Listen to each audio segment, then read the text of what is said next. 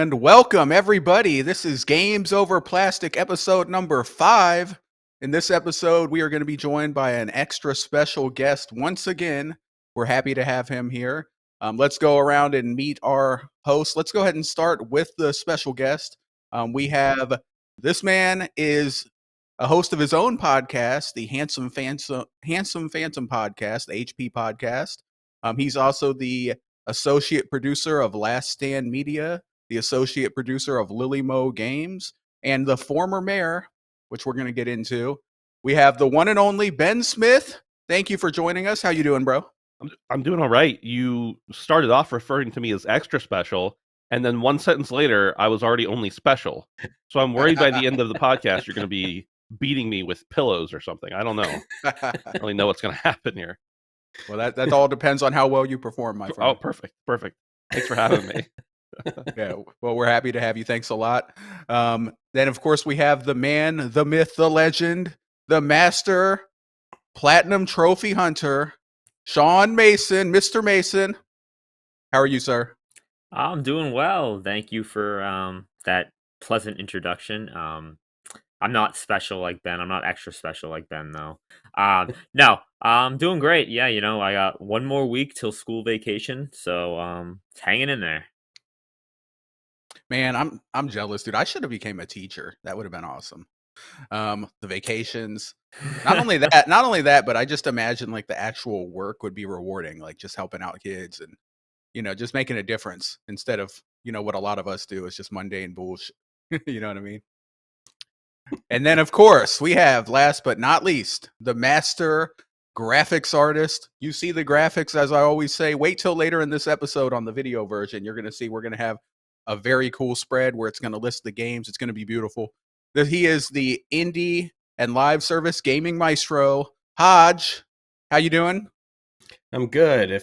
If you're watching the video, you see that I'm in my hole in Baghdad right now. No, I'm down in Texas visiting my brothers, so I was like, well, I'm not going to miss the podcast. So I lugged my recording equipment down here with me so I could do it professionally. But I'm happy to be here, happy to have Ben on, and happy to talk about our backlogs and recommendations and whatnot.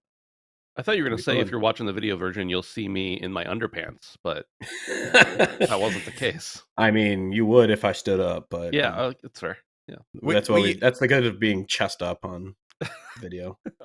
We usually do these podcasts naked from the waist down, but right, you can't see. I mean, so. I'm a big fan of the show. I'm always hoping for a sneak peek, Yeah. I think that's part of the allure. Like, they don't know if we stand up a little too much, you might get, some meat sighting. Right. If you go to onlyfans.com/gamesoverplastic, we have just the waist down camera version of the podcast. Mm-hmm. Oh, yeah. Sean's got some special content over there on the OnlyFans. Yeah, I'm sure my principal would love that. Yeah. There's no OnlyFans yet, everyone. All right, guys, let's get into the administrative stuff as always. So Games Over Plastic, this is the podcast for the agnostic gamers, the real gamers out there. We love video games, not console warring. That's not what this is about.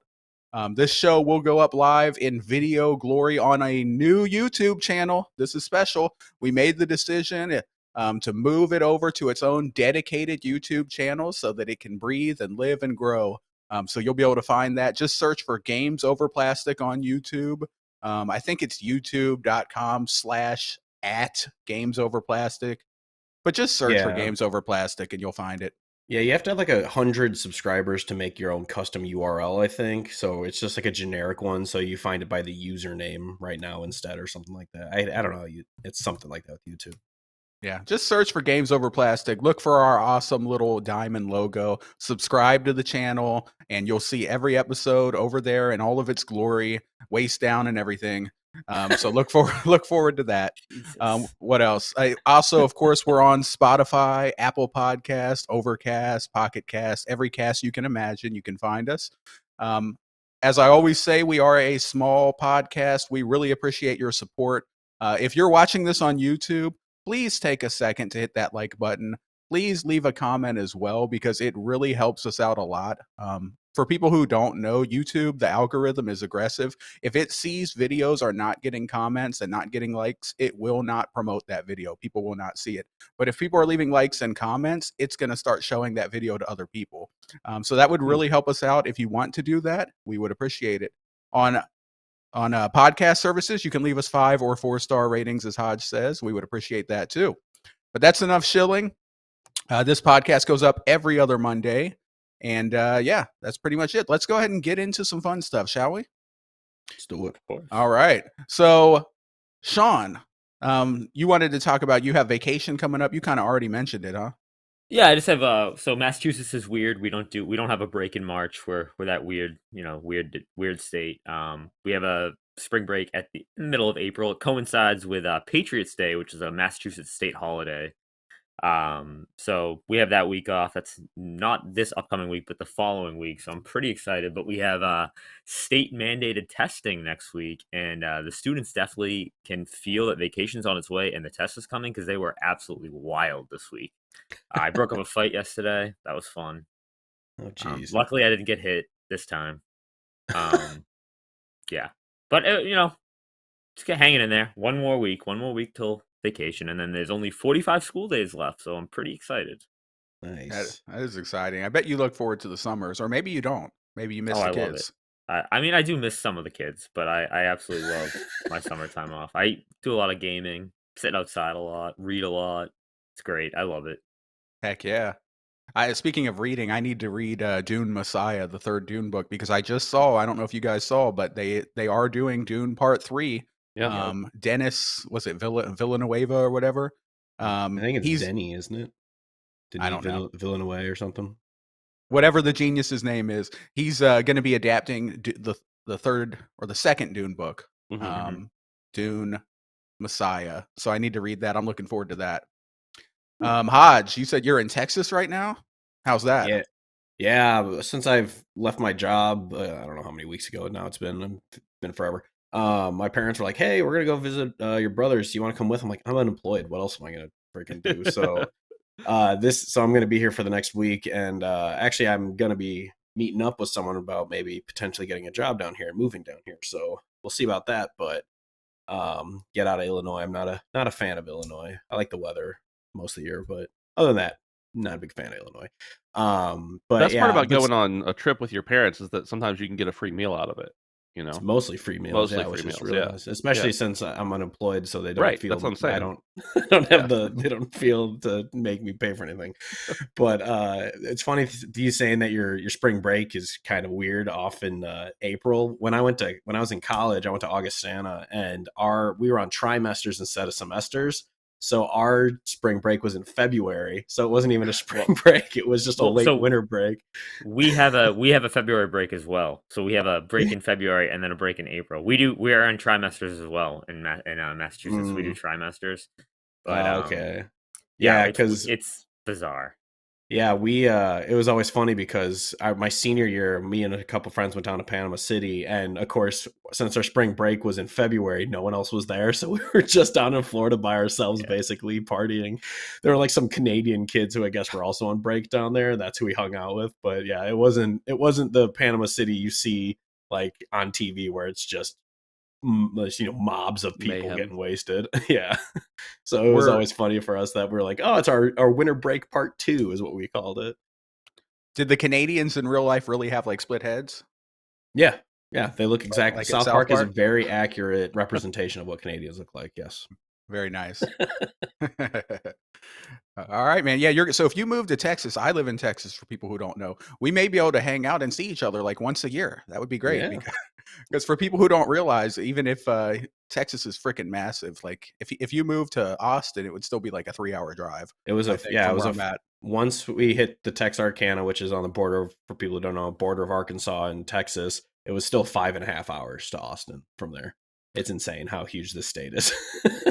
Yeah, I saw like a graphic where like if you overlay Texas over Europe, I think it goes from like Madrid, Spain, like all the way past like Germany and stuff. Like it covers up like half of Europe. It's crazy. It's big. That's insane. People ask me, well, Dagan, you guys know who Dagan is, but for those who don't know, just a coworker. People ask us sometimes if we hang out a lot because they know we both live in Pennsylvania. And I'm like, it is 6 hours from where I live to where he lives. We do not hang out a lot or at all, as a matter of fact. Well, that's like when people found out that I was from Massachusetts. They go, "Oh, did you know Micah?" I'm like, "No, she's about 3 hours away from me." Yeah, people don't realize how massive the United States is. Like, you can drive 6 hours and still be in the same state sometimes. Like, it's ridiculous. It is It's funny huge. because I don't think of Pittsburgh and like Philadelphia as the same state. Like No, they they're feel in the same different. state, but they're so different completely from each opposite. other. Well, Yeah, it's congrats so on having a opposite. brain. Yeah. I appreciate that. Pittsburgh's nice. Philly's a dump. Go Steelers, by the way. Going to a Pirates game later today. My sister suckered me into. She had extra tickets and suckered me into buying one. I don't really care about baseball. I'll go. I love the other sports, but baseball is just like I want to go and hang out. I know, Sean. I know it would be sacrilege to you, but I like going to the games and hanging out and eating wings and drinking beer. But Yeah. I love going to baseball is just- baseball games. They're fun. Yeah. Wrigley Field is such a fun time. I love Yeah. going there. Yeah. But yeah, I don't really care about PNC baseball. PNC Park is beautiful. Oh, it's awesome. Yeah, You'll have fun. It's PNC's a beautiful awesome. park. I've I been agree. there dozens of times over the years, but yeah.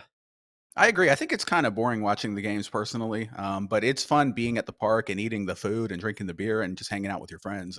And then occasionally you hear that crack and there's a big home run coming, and that's exciting. Yeah, and today, lovely 47-degree weather, so it'll be even better, you know? It's awesome. It's in the 80s down here. Yeah, That's whatever. warm up there, isn't it? For this time of year, it could be warmer. Yeah, it could definitely be warmer. 35 here. So. Yeah.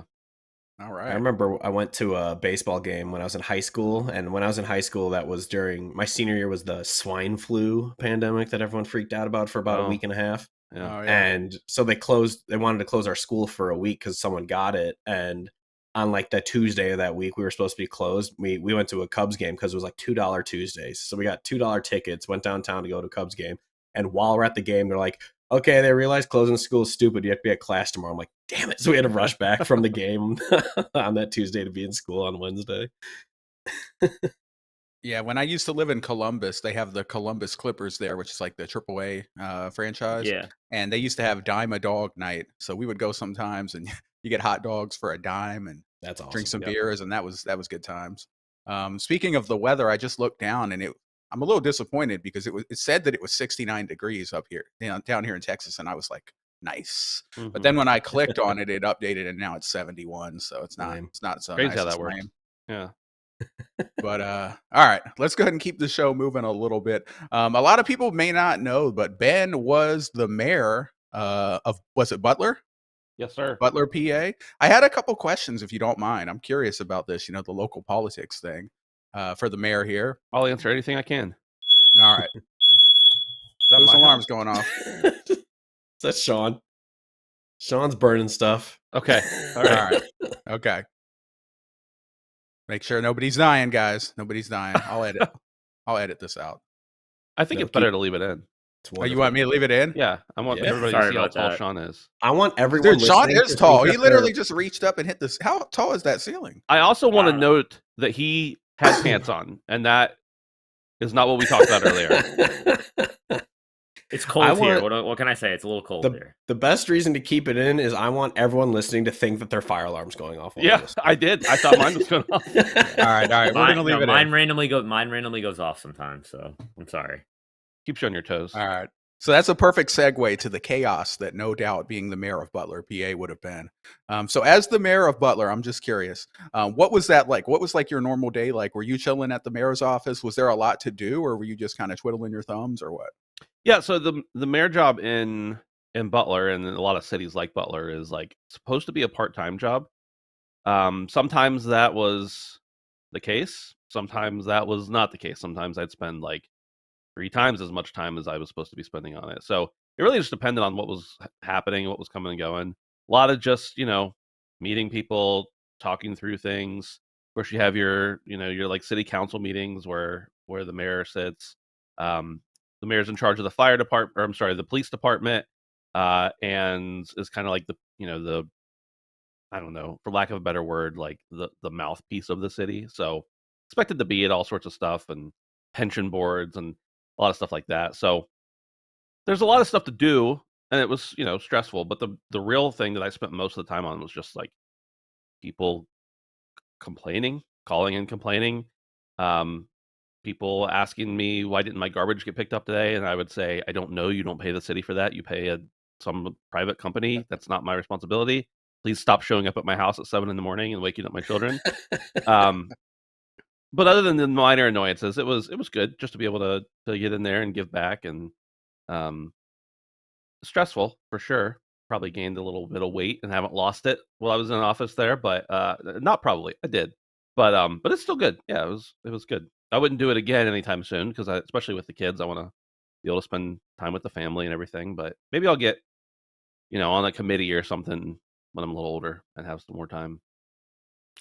Did you ever like just sit there in like City Hall or whatever in your office just playing like Sea of Thieves or? No, the computer I had in City Hall was like, I think it might have still been running on like Millennium Edition of Windows or something. No, it was better than that, but no, I never did anything like that. I did Okay. one time have some buddies who were from out of town that wanted to check out my office. We went like one evening and hung out and drank bourbon in my office, but that was the most exciting thing. Oh, and one time we were going to PAX. Well, I was going to PAX while I was the mayor, and like our whole team was like, we should get together and like go over plans before we go over our schedule. And somebody was like, let's do it in Ben's mayor office, and I was like, sure. So we did have a Handsome Phantom meeting in the mayor's office. That's awesome. Awesome. How does the salary compare when you're the mayor of Butler versus like say if you were the mayor of like Pittsburgh or Philly? Like I'm sure they get a lot more money because they have a lot more responsibility. I don't know what their salaries are, but they're full time. Obviously it's a much bigger city. It's even more responsibility, although they have staff that work with them more closely too.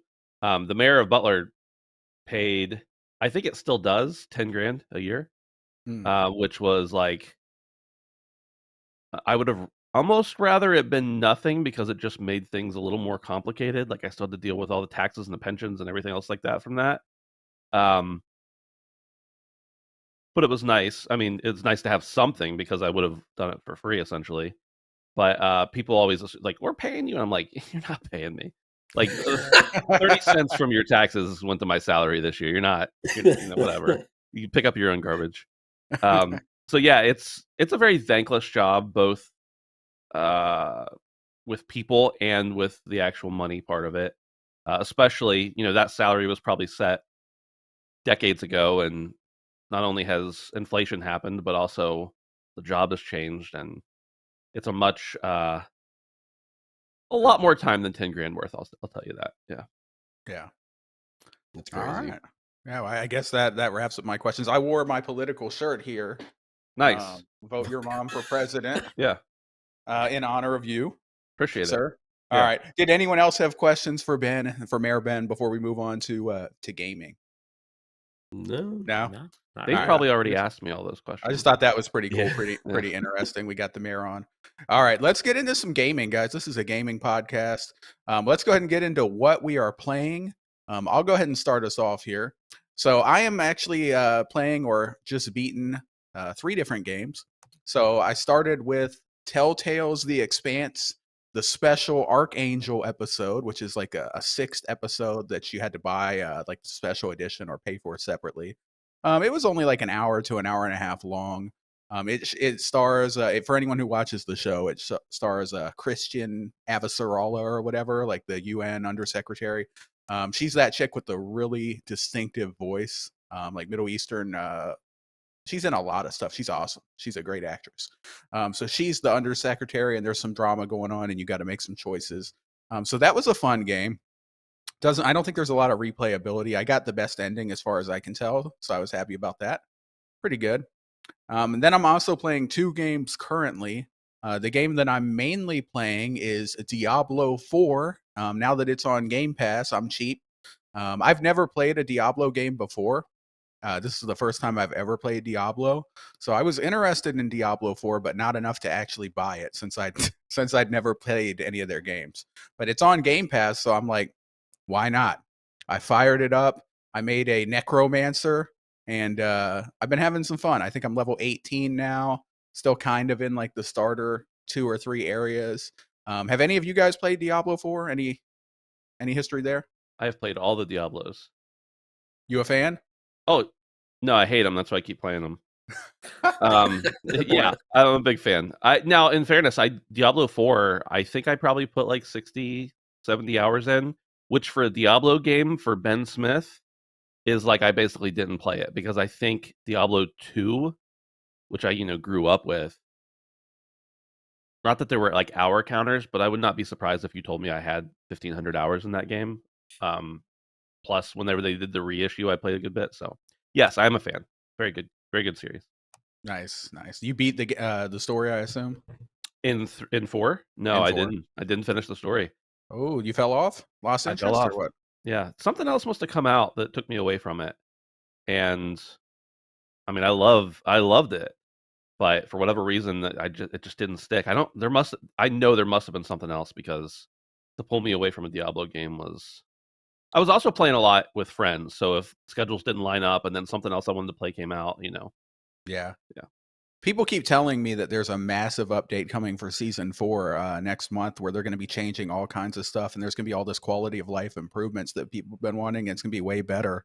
And I was debating on if I should just wait to play it then, but that's like a month and a half away still, and I just said, screw it, I'm going to play it now. But who knows? Maybe when that season 4 comes out, you can go back and finish it if you want to. But all right, so that's Diablo 4 that I've been playing. It's pretty cool. And then the last game that I'm playing, I'm actually kind of ashamed to admit this because this is Weebery. It's a good thing that Locke's not on here this episode. Although I know Ben is anti-Weeb Alliance as well. We have the what is it? The no anime Ben emote, the classic. Hey, I didn't make that emote. It's a good one though. It's a good one. It's there, but I didn't make it. So I'm playing Eternights, and I gotta be honest, I don't know if I'm liking it that much. I picked it up. It's like an indie. I think it might have been made by one person. It's like an indie Persona-like game where like some of the game you're doing like social links and like hitting on girls and talking to your friends, and then the other half it's like got this story. The story's decent. It's like there's like I don't want to spoil too much, but there's some kind of plague and like people are becoming infected and attacking people, and then you have to use these powers and like sword fight and abilities and try to save the planet, stop the corruption basically. So it's cool, but I just don't know if it's fully hooking me. It feels a little bit janky at times, but it's decent. I probably will stick with it and beat it because it's a short game. I think it's only like 11 hours, so I might as well. So that's what I'm playing. The Expanse Archangel, Diablo 4, and Eternights. Pretty cool. I also want to mention real quick, and then I'm going to pass it over to Hodge. I finally last night turned VRR on my TVs, and I got to tell you, it's awesome. Pretty stupid that I haven't all this time because I think what it was back on my previous Samsung TV, I tried to use VRR and like it was screwed up. Like I had all this black screen flashing and stuff. So I turned it off. And now I have the LG OLED. I have gaming mode on and everything. And I was like, oh, I'm good. Everything's good. But I like VRR wasn't on. So I went in and I turned FreeSync Ultimate on because the consoles are AMD based. So I figured FreeSync would be good. And then I went into the TV or into the Xbox and I turned VR on, and now I have that beautiful stamp that says AMD FreeSync Ultimate VRR, and it's great. Like I can't notice any frame drops now. It's wonderful. But all right, so that's me. Hodge, what have you been playing, sir? Well, at first I'll go into just quickly. I've been playing Helldivers still. They just had an update with a bunch of not a bunch, but a couple added weapons. They upped the max you could be. It was like level 50, now it's up to 150. And holy cow. So they've been changing a bunch of different stuff, adding a bunch of stuff, and it's been just it's a whole lot of fun. I don't have to talk about it too much, but because I know, Ben, you were playing it for a while too. So I figured I'd mention it again just for that. But yeah, it's still just a blast to get it with 3 friends and just blow the shit out of each other. I'm actually that sounded wrong. Say pause. blow each other up. Yeah, it's still just a hell of a lot of fun. I can't wait for them to add more stuff because now I'm at the point where everything I have is like maxed out. Like now I'm just playing for fun. Basically, it's like the World of Warcraft thing. From the South Park, where like, what do we do now? It's like now we play the game. And yeah. Like, imagine just playing a game for fun. I can't. Yeah, so that's pretty much what it is now. Yeah, people do that. Yeah. Apparently, people play not to just to hunt trophies and achievements and stuff. It's crazy. but yeah, so I've been playing that a bunch, and I I love that game, which is why I'm excited to hear about one of Ben's games, because I saw Dustin post the video of it on Twitter and I was laughing my ass off. So I'm excited to hear about that one. But I've also played the Sandland demo. I liked it, but the demo just kind of drops you in the desert and it's like, all right, go. I'm like, what am I doing? Like, where do I go? What am I doing? What's the point of this demo? So I was just kind of driving around the demo, the desert, and fighting little creatures and stuff. And I loved that manga growing up. I read it when I was a kid, and I really loved it. So when they announced a game, I was actually pretty hyped. So I might check it out when it launches. I'm not sure. Might wait for a sale because there's so much I still want to play. As we're doing a backlog episode, we'll talk about just all the games we still want to play. But it was cool. It's just, the demo just didn't really have any guidance. It was just like, all right, you're in the desert now, go. So I definitely agree with you about the demo. I actually just played it today. After I cleaned my house, I decided to pick it up and play it because I already pre-ordered the game because I decided right when the game was announced, it's definitely on my radar. I read the manga earlier this year for the first time, and I loved it. I thought it was awesome. It's so good. Yeah. And it's short. It's really Definitely short. Akira Toriyama. It's like so Toriyama. But definitely agree with you about the demo where they just kind of drop you. I think it's more of just like learning the mechanics, learning the tools, like how to control the game. I'm really curious about it though, but I'm like pumped for it. Yeah. And then also I was just kind of like, I had just beaten or I've been playing Skyrim. I didn't put that on here, but I've been playing that as well, just keeping that going here and there. But I wanted a game that wasn't just a 100-hour game, so I was like, so I looked at what I had downloaded on my Xbox, and I had the Dead Space games downloaded. So I was like, all right, I'm gonna play this remake because it got added to Game Pass. And holy crap, people weren't lying that game was amazing because I loved that remake. I never played the original. I actually played the demo back when they had demos, which was nice.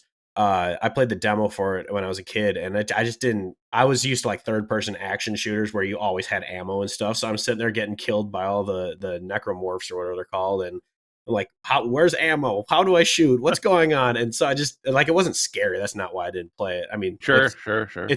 It's a scary game, but that's not why I didn't play it. But so I just fell off of it and never went back to it. And then when the remake came out, it's getting all these rave reviews. I was like, all right, fine, I'll play. And it's that exact kind of game that I love, where it's that Metroidvania where you can go back to areas once you've beaten it, once you're leveled up, like you have the higher security clearance and all that stuff.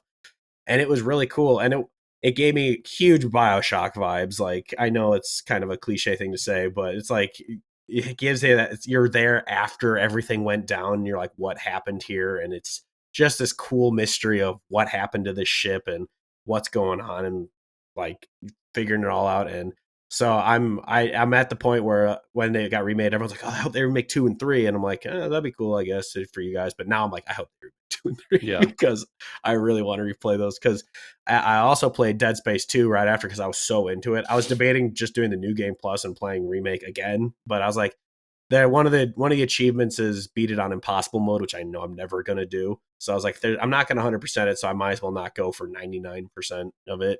So I just moved on. But Dead Space 2, the plot I don't think is as good, but the setting is so much cooler. Like that one gave me huge Rapture vibes and Prey vibes.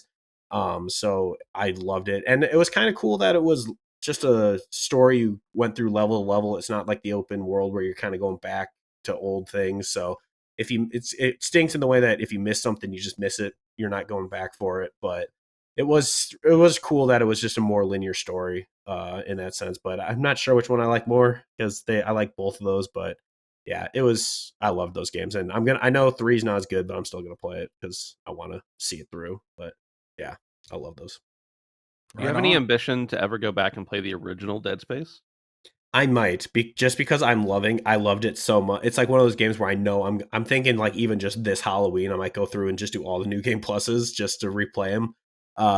But because it's a game that has been just constantly on my mind since I played it because I loved it that much. It was the same feeling I had with Prey. Like, why did I miss out on this game? This game is so good, and I missed out on it for years, and just out of the blue, I decided to play it, and I love it. So yeah, I might, because I do have it also. I think it's through the EA Play, but I think I also got them all through like Games with Gold at some point. So I've had them on my Xbox forever. And so I might have to replay it, even though I know like they changed the quality of life kind of updates in it. Like you could feel it when I went back to Dead Space 2 after the original. I'm like, oh yeah, there's the little kind of things that they need to update for a remake. And I heard that the original doesn't have a lot of the side content that remake had. Like there's a lot of cool side missions that they added to remake that really flesh out Nicole Brennan. And so I was like, oh, that's really cool. But yeah, I'll probably play it just because it's like I love this world now, and now I'm all in, and I want to experience the original now. Yeah, I played the remake. I've never played the original. I played the remake probably, I think it was in December of last year or November of last year. And I enjoyed it. I'm really bad at those type of games though, so it took me a while to just get through it on like one of the easier difficulties. And I couldn't touch New Game Plus, and I plan on playing 2 eventually, but I don't know when I'll be able to get to that because, like I said, I didn't like love. I wasn't in love with it, so I don't know. I will get to 2 though. Yeah, it's really good. Yeah, Sean because says, I "Not like the enough setting. Not enough weaves. Where are the anime girls?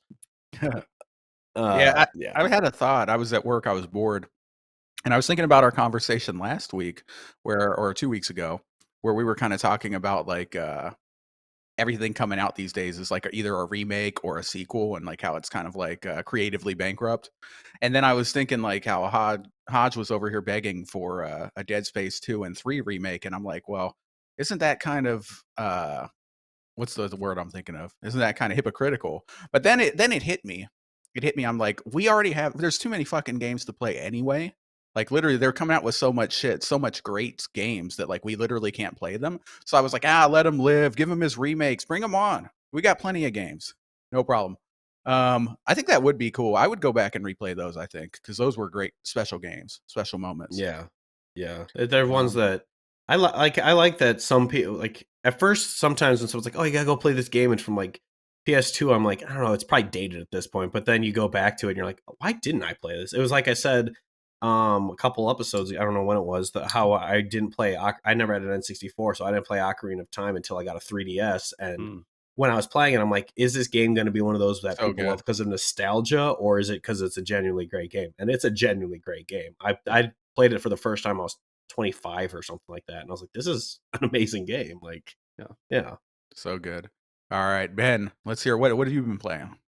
So I've been chipping away at Rebirth. I got out of the loop. I was playing it, hours and hours every day, and then I had to go to New York City for work, where I saw a couple of you guys, and I just got out of the loop. So I'm still working on it, but just slower than I was. I'm probably in I think I'm in chapter 10, almost into 11. It feels like, at least. I don't know for sure, and I'm loving the side quest. Like I'm doing everything as it comes. Pretty much I'm not moving on to the next like main objective until I've cleared every side objective that I can. Same. And so that's So a lot of games like this, I'll start out that way. I mean, I'm not a platinum or a trophy hunter. I just want Final Fantasy VII was such a special game to me as a kid that I just want to experience everything this world can possibly have, because it's all the things I imagined being in the world when I played it originally, many times. And why did you just show me the vote for your mom shirt? You just like I was showing the audience. Sorry. Okay, all right, that's fine. I was like, did I say something about my mom? I don't know. No. Please continue about Rebirth. Great game. Yeah. So, but I'm finding that like I'm not getting. A lot of times I would get tired of open world stuff and just be like, okay, I want to move on to the next thing. And in this one, I'm just not. So I fully intend on completing 100% of everything in the game. I don't know if I'll end up doing all the challenges, or I probably will play it on hard mode. I don't know if I'm not like attempting for the platinum trophy, and I haven't even looked at the trophies, but I'm someone who, like, if I get to the end of my full experience and I'm like not tired of the game, then I'll go for the platinum. But it's a very difficult platinum, just so you know. Yeah, that's okay. I'm a gamer. I'll have it by next week. Yeah, whatever, Sean. I'm also playing. I've been playing this is just one of those pick up and play games. It's really great for the Steam Deck. It's really awesome. The Deep Rock Survivor. I don't know if you guys are familiar with Deep Rock Galactic. You're a dwarf, and you go and you mine things, and there's enemies, and you have quotas and stuff like that, and like side goals. Yeah. Is that the game that's kind of like Vampire Survivors like, but you're like the dwarves? It looks Right. really cool. So yeah, it's using the same characters, the same personalities, even some of the same voice lines, to be honest. But it's more top down, Vampire Survivors style of game. I guess that's why it's called Deep Rock Survivor. There's a lot of things that they've done to it that are very different. As a matter of fact, I was at a buddy's house last night, and he's like, "I've never played uh, Vampire Survivors couch co-op," and I was like, "I haven't either." He's like, "Let's play." So we played, and I was remembering I hadn't played Vampire Survivors in a little while. I was like, "Oh yeah, this in Deep Rock Survivor adds this," and so there's a lot of things that it adds to the experience without taking anything away, and it's just a fun game. And I love Deep Rock Galactic. I love that, like, I guess it's a universe now, so it's a lot of fun. But it's very much just like one of those. Okay, well, I'm going to bed in half an hour. I don't really, I kind of want to play something. Maybe I didn't get to play something that day or whatever, and I just pick it up and play one run, and then I'm good to go. So it's a lot of fun. Yeah. Sorry, that game right. does look really cool. And Mhm. actually, that might be a game that I try sometime later when I have the time, because it looks like you said, one of those games where you can just burn off 20 minutes before bed and just Yeah, have a good time. it is. It's only on Steam right now, and it's in early access. It came out maybe a month and a half ago or so, and then once they hit like almost the exact time they hit 1 million sales, which is great. They're an awesome studio, and of course they have the success of the original. They put out a new level. I don't know if that was like their goal or it just happened to line up with that time. So they put out a new level with new objectives and new power ups and stuff. So uh, I'm sure it'll be fun to continue watching through development. But right now, with it being in early access, I think it's only within a couple dollars here. I think it's only $10 on Steam. I ended up going ahead and there's a supporter pack, which I think was like $13. And like in the description, it says this only gets you a gold outfit. Other than that, you're just giving us $3 extra to support us. Which I was like, I will buy that. Like, I like you guys. There's no microtransactions in the game otherwise, like nothing else. I'm like, I'll give you the extra $3 because I love you guys so much, and I've had so much fun with Deep Rock Galactic, the original, over the years, and I've always been like, well, I don't really care about that DLC, or there's not DLC like that cosmetic or whatever. I'm not going to pay for that. But with this, it was like an easy decision to just be like an extra $3. Yes, I will do that for the gold skin and the support of this studio. I'll That's how I am save. about. Go Huh? ahead.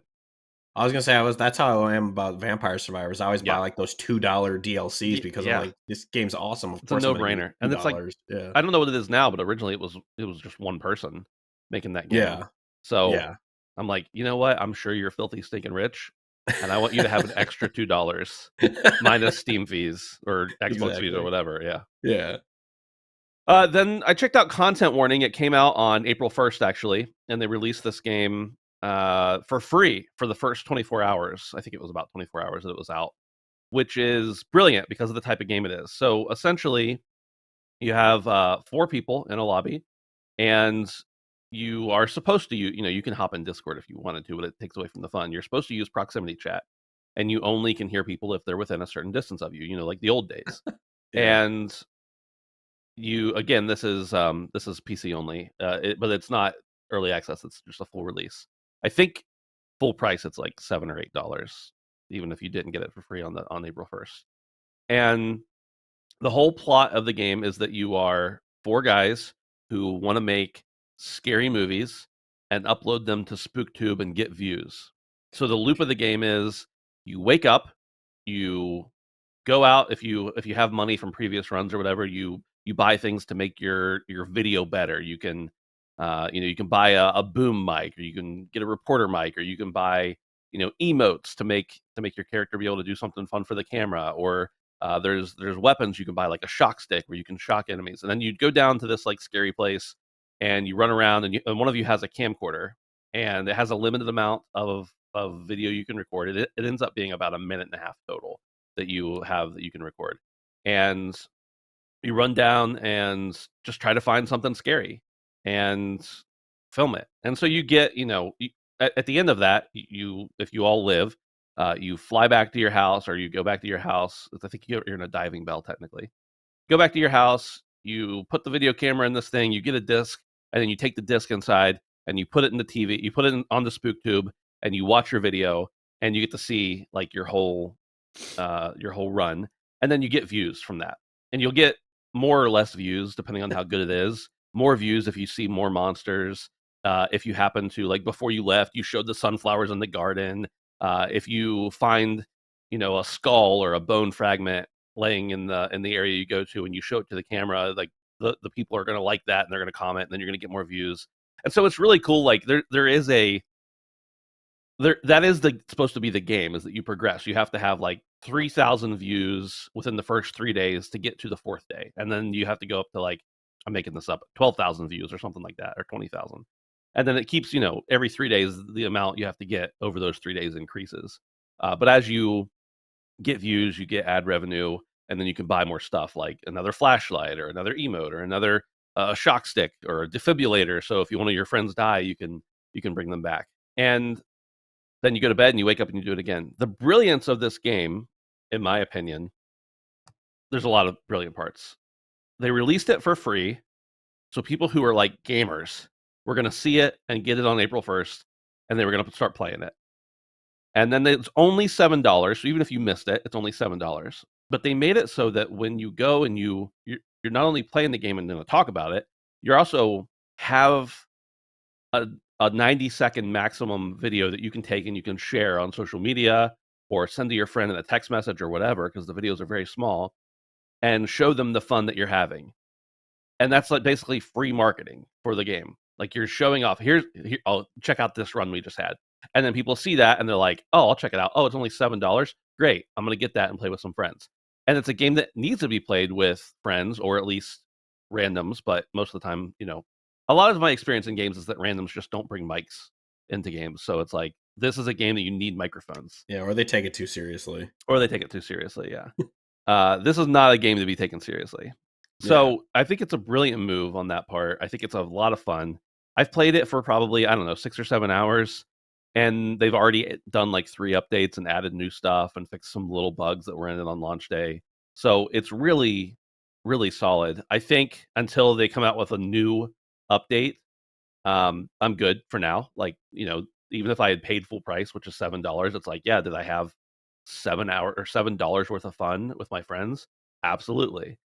So once they come out with some new stuff and everything, I'll hop back in. But so far, it's primo. It's a lot of fun, and you laugh really hard, especially when with the proximity chat, you're like, hey guys, guys, where are you? I can't hear you anymore. And then you gotta like follow each other's voice to find each other. There's no map. Like, it's a good experience. And if you've ever played anything like Lethal Company or what's that game? Phasmophobia. It's a similar type of idea as those, where you're basically running in, you have proximity chat, you have to accomplish certain goals, you have to progress to the next stage, you have to not die. It's a lot of fun. So much fun. Yeah, I watched like I said, I watched Dustin's like clip that he shared on Twitter, and I was just dying because obviously I've met Brandon a few times, so just a couple times where it's like, where's Brandon? Is he dead? Yeah. Like, he just disappears from the group, and like a giant snail person appears behind someone. I was like, what is happening? I want to play this. Yeah. But I don't have a PC, so I don't know if it's on Mac, but I don't know that it's on Mac either. But I will say, for people who have a PC, I don't know the requirements. I didn't even look at them, but I can't imagine, even if you're like, oh, I don't have a good gaming PC, it looks if like you have Roblox. any PC, it looks like you could probably run it, honestly. Yeah. Unless you're running on my computer I had when I was the mayor, then probably not. Can't even play Wolfenstein 3D on that. Yeah.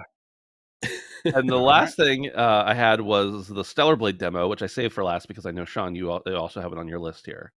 So why don't you talk about it first, and then I'll chime in. Okay, so I'm not going to take Midnight's job here, but I just fall into old habits, No, go ahead.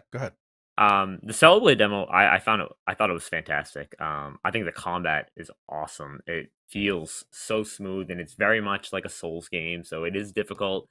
The parrying mechanic took me a while to get down. It was really difficult at first. I kept failing at it, failing, but eventually it's one of those things. If you just practice at it, you basically get good, as people say, and you eventually just start nailing it. So That was cool. Graphically, it looks stunning. The music's awesome too. I'm really excited for the full release because the demo was only about like an hour, basically. Well, an hour of like, unless you were really struggling with the parrying like me, so it took me like about an hour and 20. But I saw some people got through it in like 40 minutes to an hour. So, and your progress carries over, so I'm pretty excited about that. But like I said, the combat is what really stood out to me. Like I said, it reminds me of a Souls game, but kind of like a combination of a Souls game and like a. I've never played Devil May Cry, but from what I've seen of it, kind of like a Devil May Cry game. But yeah, I'm pretty excited. I'll definitely have a lot more to say when we actually get my hands on the actual game. But it seems really promising. So like I'm pretty hyped for it. I enjoyed it quite a bit. I'm a big fan of the style of game that it is. It seems like it's I mean it's very, I don't want to say atmospheric, but it's got a certain ambiance to it that reminds me a lot of Nier Automata, which is one of my Yes. favorite games of all time. And I know, so don't tell the weebs, but it's one of my favorite games of all time. And Shout out to Ed. no, I played that game before Ed existed. Okay, he doesn't exist in my mind when it comes to Nier. No, I love Ed, but I'm really hoping the game has like a solid story. It seems like it's an interesting plot so far Yeah. in that hour or so for the demo. I played through the full demo and then I played through the boss rush or not boss rush, but the boss mode 3 Mhm. times just to test it out because it is a harder boss and you get more abilities and stuff. So it's really cool. I can understand the comparisons to Souls. I think the one big difference with this is that a lot of people are comparing it specifically to Sekiro, and I would agree. But the one big difference that almost made it feel slightly easier than a Souls game, because Souls games are tough for me, is that the enemies telegraph their moves way more than they do. In Souls games, they're going to do something because you've been killed by it 3 or 4 times already. In this game, it's like, oh, they just a blue light flashed around them. Okay, they're going to do this now, and like they're telegraphing the moves way more. So it's very cool. I like the checkpoint system. I like the little camps where you can sit down and cozy, and you can sit. You essentially fill up your health and refill your potions and all that kind of stuff. Do upgrades. So I'm looking forward to it. It's a game I've been interested since I saw it was announced, and the demo just kind of like, it's nice to be able to play a demo because there's demos I've played too before and been like, I'm kind of interested in this game. I played a demo and I'm like, nah. But there's so many more games that I've been like, I'm not really interested in that. And then I played a demo and I'm like, yes, I will take that, please. So yeah, I'm looking forward to it too, Sean. Yeah, Yeah. what you said about the atmosphere, I definitely agree with it, and it definitely has that near vibe to it. Yeah.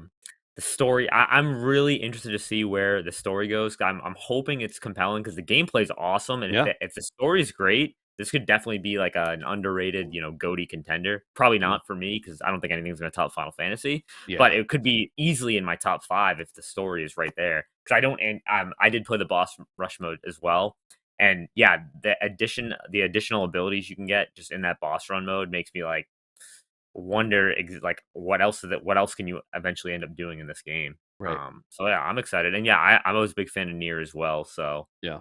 if it has anywhere close to that type of story, that emotional like toll that it takes on you, Yeah. oh, it's gonna be a tearjerker. Yeah. Yeah. One of the games I'm going to talk about later and near are games that I like often think about and wish that I could erase them from my memory and play them for the first time again. Yeah. Yeah, for Stellar Blade, it looks really good for me. I actually watched the Digital Foundry review, and they were recommending to use the balanced graphical setting in there because with the balanced setting, apparently it locks to 60 the vast majority of the time, but you get Yeah. more graphical performance. That way, you can see those cheeks and everything. But Yeah. The cheeks are especially there. if you have a VRR display too, you should be really solid at 60 on that. Yeah. It's one of those games though for me where like I really do want to play it, but it's in that tier of games with like The Last Ronin or whatever, The Rise of the Ronin and games like that. Like I really want to play them, but it's just like when am I going to have time to play all this shit? Like we are really suffering from success here with all the games that are coming out. Like there's so many great games and there's not enough time and it's painful. Like, I Yeah. wish I could just quit my job and just play video games all the time. But sadly, I think they would throw me out of this place, and they wouldn't take kindly to that, unfortunately. Well, you do also just only play games that are 80 hours or longer, so there's It that too. doesn't help that, yeah, I'm the RPG gamer, so I'm always playing these super long games. But all right, so that's the Stellar Blade demo. Sean, why don't you tell us about the other stuff you're playing? So I already had mentioned the Sandland demo, which actually comes out the same day as Stellar Blade. So I'm a little upset about that because I am going to play Stellar Blade first. But I will get the Sandland after that. And like I said, we already talked about that, where it kind of just drops you out of nowhere and kind of just really learning the controls and the mechanics and what the overall type of game is going to be. Not really a lot of story in it. So it should be interesting to see where that story goes. But other than that, I am on the Rebirth Platinum hunt. But we already spoken so much about Rebirth. You know, we had the spoiler cast last week where we went on 2 hours about just gushing about that game, and yet we somehow didn't mention the Turks. I'm shocked we didn't mention the Turks. Like, literally 5 hours later, I messaged you guys and was like, I can't believe we didn't mention the Turks. Yeah. And I was Yeah, a little shout upset out. about that. Shout out to Elena. She was cute. I like her. The Yeah, Turk. she's good. Oh yeah, Ben. When you finish Rebirth, we have a great spoiler cast you can check out. We're really shameless plug. I'm really proud of that. I thought we had a great discussion, but we did forget about the Turks. Back to you, I'll Sean. toss it onto the pile of all the other spoiler casts I have to listen to for. It's the best one. Rebirth. It's the Yeah. best one. Okay. Good to know. Yeah, so I'm like halfway through my hard mode playthrough right now, and I still have some of the legendary bouts from the VR missions left to go. But other than that, I've basically done everything. So I should have the platinum by the end of next week, unless something crazy happens at work, like I have to fill out a bunch of paperwork and incident reports because there's more fights. Um, but maybe I might bring my Portal to work or my Steam Deck to work, and I might be playing some games on that at work. We'll see how the connection goes with if I try to do a Portal streaming from work tomorrow. That might be a nightmare. But I also am playing Ultros, which I mentioned way back on like episode 1, where I was like, all right, I started it and I'm like, I'm gonna have to put it down because I know Rebirth is coming out. I'm back at it. I've probably played like 5 or more hours on it. I'm doing a handheld mode. I'm doing it in handheld, so I'm like playing on my Steam Deck. I'm really enjoying it. It's a Metroidvania, classic Metroidvania. Not as expansive as like a Hollow Knight, but I'd say it's much more similar to Axiom Verge in the breadth of the area. But the art style is just gorgeous. It's so pretty to look at. Oftentimes I'll put it down and just stare at it and be like, this is like a masterpiece of artwork. I could see someone like painting this. A lot of different abilities. Definitely, like I said, it's like a classic Metroidvania where you'll approach something and you'll see like, yeah, I'm gonna have to come back here because I don't have any idea how I'm gonna get through this. Like I said, I'm only 5 hours in though. It doesn't seem like it's too long. I'd probably say I'm about like a third of the way there, but there's a lot of replayability because oftentimes with most Metroidvanias, there's stuff you can miss, abilities you can miss, weapons you can miss. So I'm digging it. Yeah, but that's basically what I've been playing.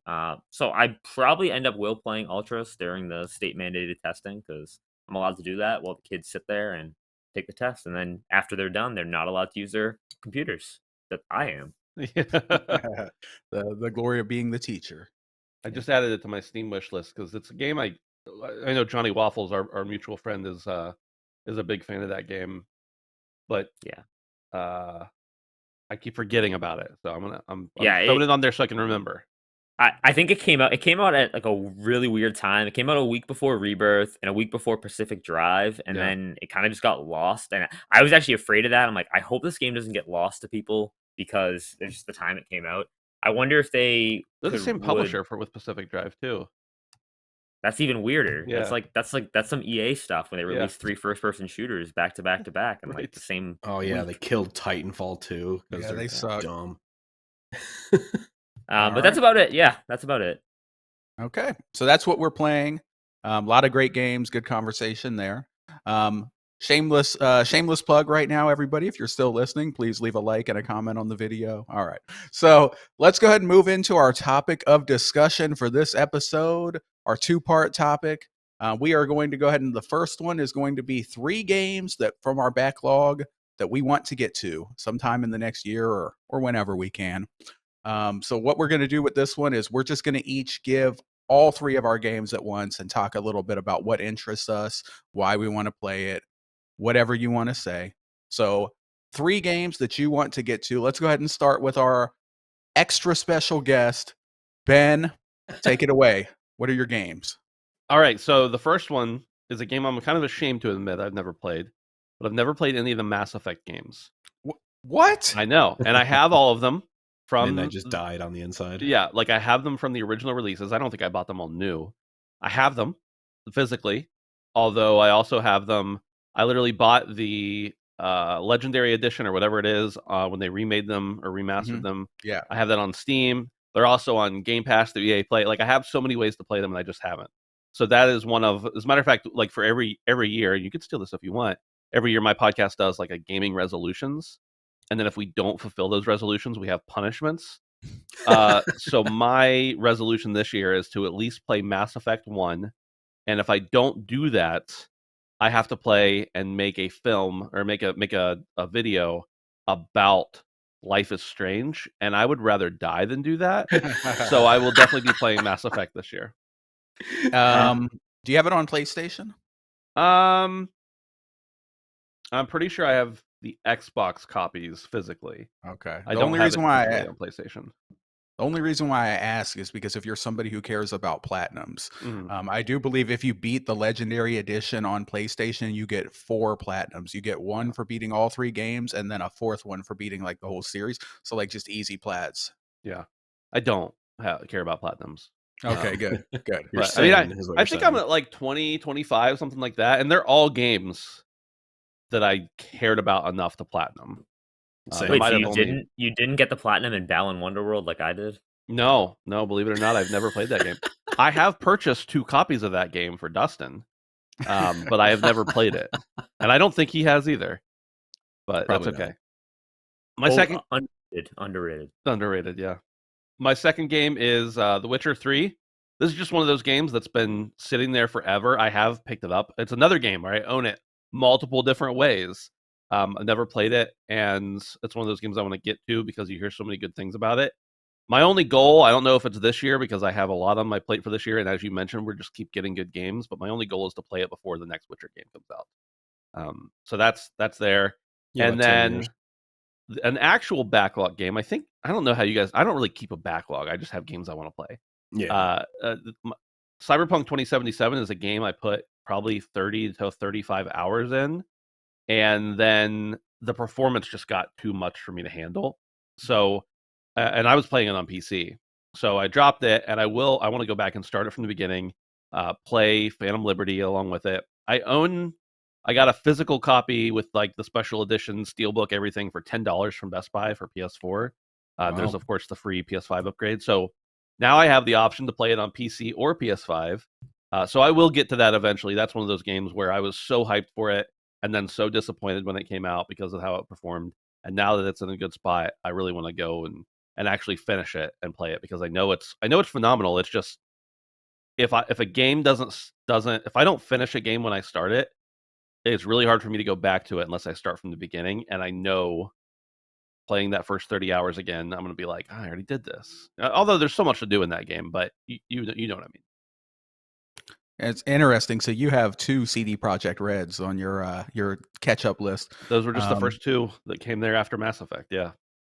Yes, Cyberpunk it was in my top 10 games of all time list. It's beautiful. You'll love it. Yeah. So that's a great one. And funny enough, Witcher 3, I'm going to give a shout out to Chris, the Australian lad from Discord. Okay. He's been bullying me because I also haven't beaten Witcher 3. So that's on my to-do list too as an honorable mention. But yeah. All right. That's a good list. I'm not even Mass Effect was your number 1, I remember. Mass Effect was my number 1. Spoiler. Yeah, you got it. You'll love that. It's so good. Yeah. All right, Ben. I got to get back to those 2. Yeah. It was a good list. 3 amazing games that I'm sure people are angry at you that you haven't played, but you're gonna love them. You're gonna love them. Those are great games. I feel like I lose every time I say I've never played Mass Effect. Like whatever amount of gamer cred I have in other people's eyes, it goes down by like 10%. Yeah, it's just gone. Yeah. I definitely respect you a lot less now, but yeah, it's okay though. Yeah. I think we're gonna have to downgrade you back down to just a special guest instead of extra. But I knew that was a risk. I knew it was a risk, but at least you're making up for it. Yeah. Sean, tell us about your games. Well, when Ben said Mass Effect, I had it set off a light bulb in my head because also Mass Effect was on my list as well, the entire trilogy. I remember I had never, for some reason, when they came out, I was probably playing some weeb stuff when they came out. The first one came out in '07. It was Xbox. Well, first of all, I Oh didn't have a seven. 360, so I couldn't play it until it came to PlayStation. And then when they eventually came to PlayStation, I don't know. Like I said, I was probably playing some weeb stuff, and I don't know. But I remember leaving the Butler show at LSM, and when Cog went off about Mass Effect 2, particularly Mass Effect 2, and he talked so passionately about it. I remember leaving that and being like, "Oh, I'm gonna play Mass Effect this year. I'm gonna do it before the end of the year." That was 2021. Still haven't done it. I do own the Legendary Collection on PlayStation. My wife Claire, she still has the original like 360 copies, so there's no reason why I shouldn't play it because it's like right up my alley. It's like a RPG. I do like Western role playing games as well, so I should definitely get to it. Um, but I don't know why. There's something about it. Every year I say I'm gonna play it, and I just don't. But like you, Ben, I do plan on playing the first one before the end of the year, unless I get bogged down by all these other games that I'm gonna be playing. But I'm really excited because I know like the way that the story just carries out throughout 3 games, like your choices you make in 1 actually matter to the game in 3. So it is a really cool concept to me. Yeah. So yeah, that is number 1 on my list. Sean, you said that about owning it on multiple ways to play it. I just realized that all 3 of my backlog games I mentioned, I own in multiple formats and platforms.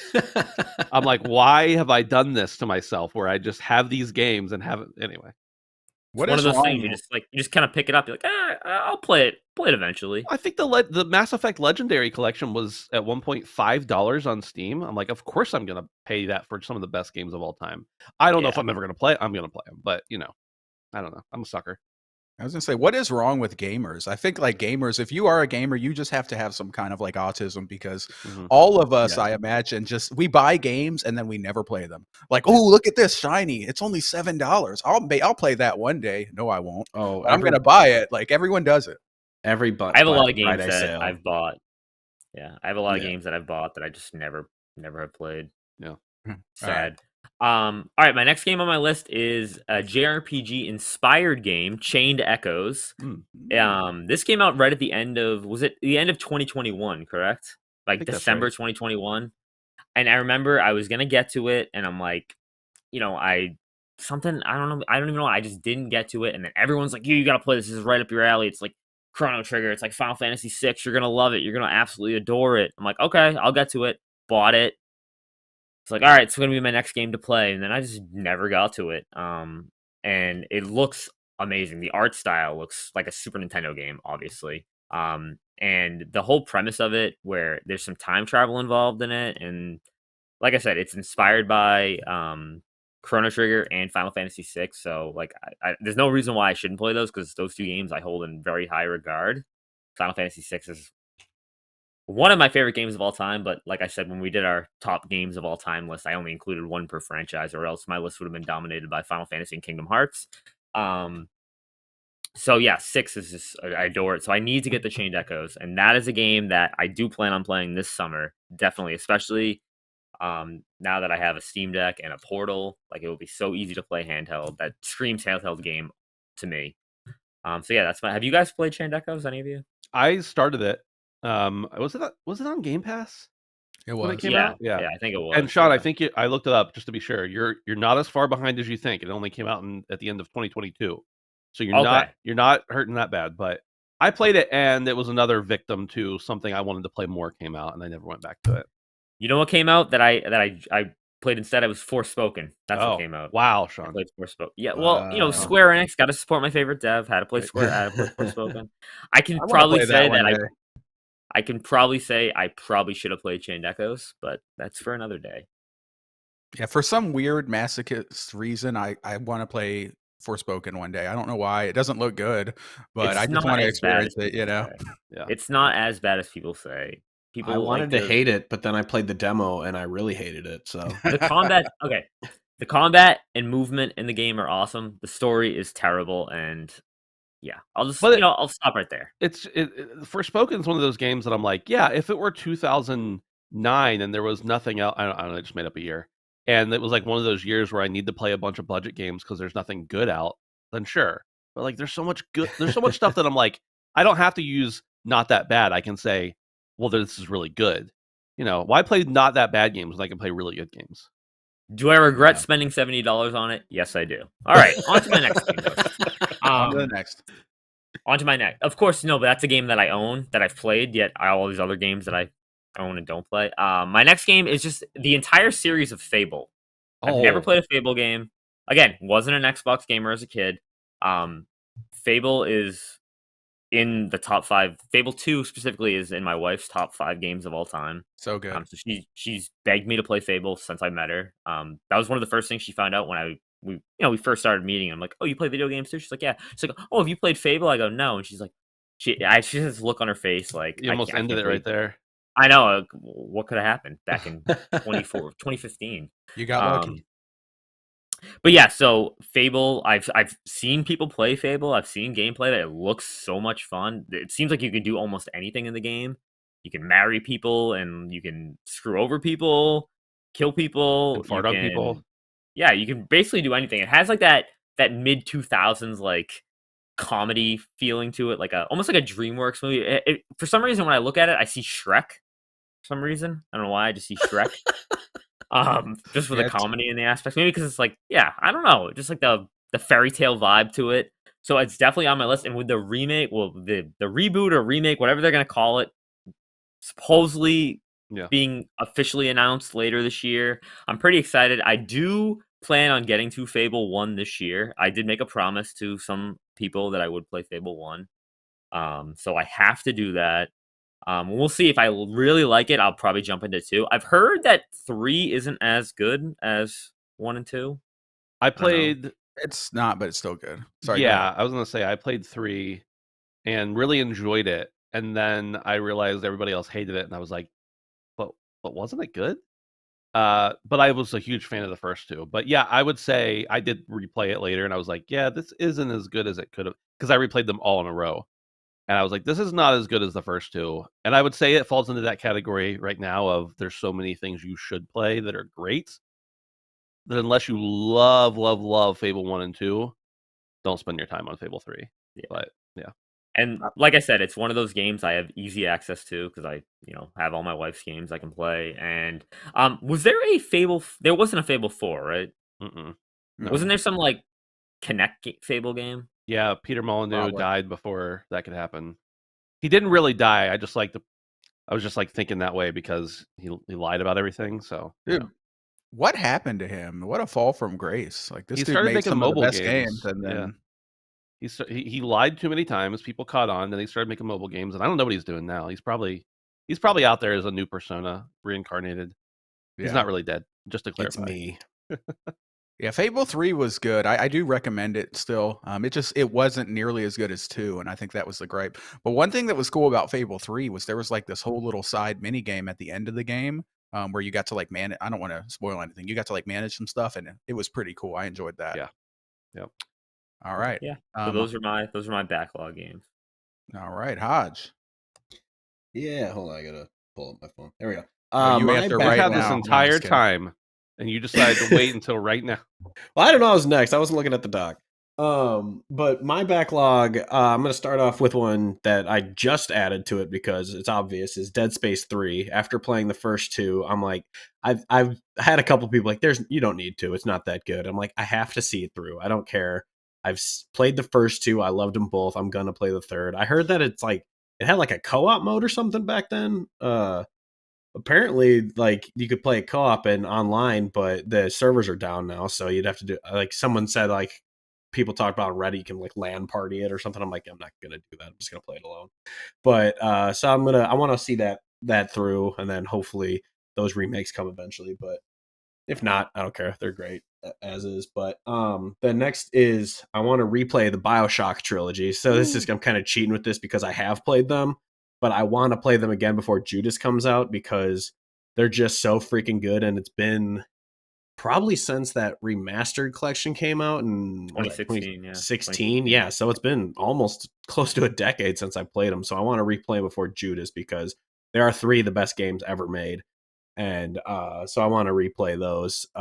So I cheated a little bit on that one, and then lastly but not leastly is I want to play Dead Island 2. I'm one of the few people who loved the first one. Like, I thought it was so much fun. Yeah. That when they announced the second one, it had kind of that like Zoomer haircut and music kind of montage. I was like, oh god, I'm not gonna like this, am I? But then apparently it's pretty good. It's kind of arcadey, 360 throwback ish. So me and my brother are probably gonna online co-op it, and it'll be fun. I just want to kill zombies. It's on Game Pass as well, isn't it? Yeah, that's why I'm gonna play it. Nice. I played it at PAX East 2023. They had like a little demo because it was came out like a couple weeks after that. And I remember Yeah. I was playing. I had never played Dead Island before, and I remember I encountered a game breaking glitch where I like fell through. Like, we were on like a pier, and like I fell through the pier, but I just kept falling, and I just never stopped. And then all of a sudden, randomly, like whatever I don't even know, the zombies or whatever the enemy type is, just like spawned right in front of me and just killed me. And then the game just froze, and I was like, and then the guy was like, all right, yep, everyone. And then they shut down the booth, and they opened it back up like 20 minutes later. I was like, okay. That's good though. You did some beta testing for alpha testing Yeah. for them. Yeah. Yeah, you helped them. Yeah, I was one of the few who I liked it. I'm probably gonna get so much shit for this. I actually liked it more than Dying Light, the original one. Yeah. Because Dying Light, it was really fun, but when it got to the point where it's like it's nighttime and now all the super zombies come out, I'm like, ugh, come on, just let me kill zombies. I don't need like the spitters and the hulks or whatever. Like I liked Left 4 Dead, but like when they just started having the advanced zombies, I'm like, okay, Yeah. I don't care. No, the first Dead Island game is way better than most people want to remember that it was. Mm-hmm. Yeah, I liked the setting, like the tropical island. You're like at a vacation resort and everything goes to shit. It was such a cool idea. And not enough. You could probably do a whole episode on how great that first trailer for the first game. Oh was. my god, I was just It gonna was say that. revolutionary. Yeah. That trailer was unbelievable. And even the first trailer for Dead Island 2, where the guy was like jogging and stuff, Mhm. and then it's revealed that he is infected, and like that was pretty cool too. Like they were really good with the trailers, no doubt. Yeah. Mhm. I have to say that zombies is kind of a blind spot for me. I don't know if I don't care or if I just haven't got to it. I'm not really sure, but I haven't played Dead Island 1 or 2. I haven't really played Dying Light. I played it for a second and got bored and dropped it. I haven't played Days Gone. Rising. Days Gone, they're the Freakers or whatever. It's zombies. I haven't played that either. It's just like, it's not something that I'm really. Dead Rising, I haven't really played. It's kind of a blind spot for me. But all right, Hodge, are you satisfied with your 3 there? Yeah. I got to say, that is definitely cheating there with the Bioshock trilogy. That shouldn't count. We should Also, make you that's give us 3 another games. game. But Yeah. You did Mass Effect well, so trilogy. is Mass Effect. No, I just said Mass Effect 1. I just said I Mass said Effect 1. I said Mass Effect trilogy. But you have to play all 3, though. Honestly, let's. Oh, be I real. will. They're so But I only good. said Mass Effect 1. All right, fair enough. All right, let me go ahead and share my games, everybody. So I have some games here that I plan to play in the near future. The first one I'm going to be playing pretty soon because I got a new PC. The new PC it's going to arrive on Wednesday. I'm pretty excited. Excited. It's coming on Wednesday. I can't wait. It's a supercomputer, and I'm going to be able to play Dragon's Dogma 2 in glorious PC Master Race, 60 frames or more, hopefully. That game is hard to run even on a supercomputer, but I'm looking forward to that. I can't wait to play it. So Dragon's Dogma 2 is on my list that I'm going to get to pretty soon.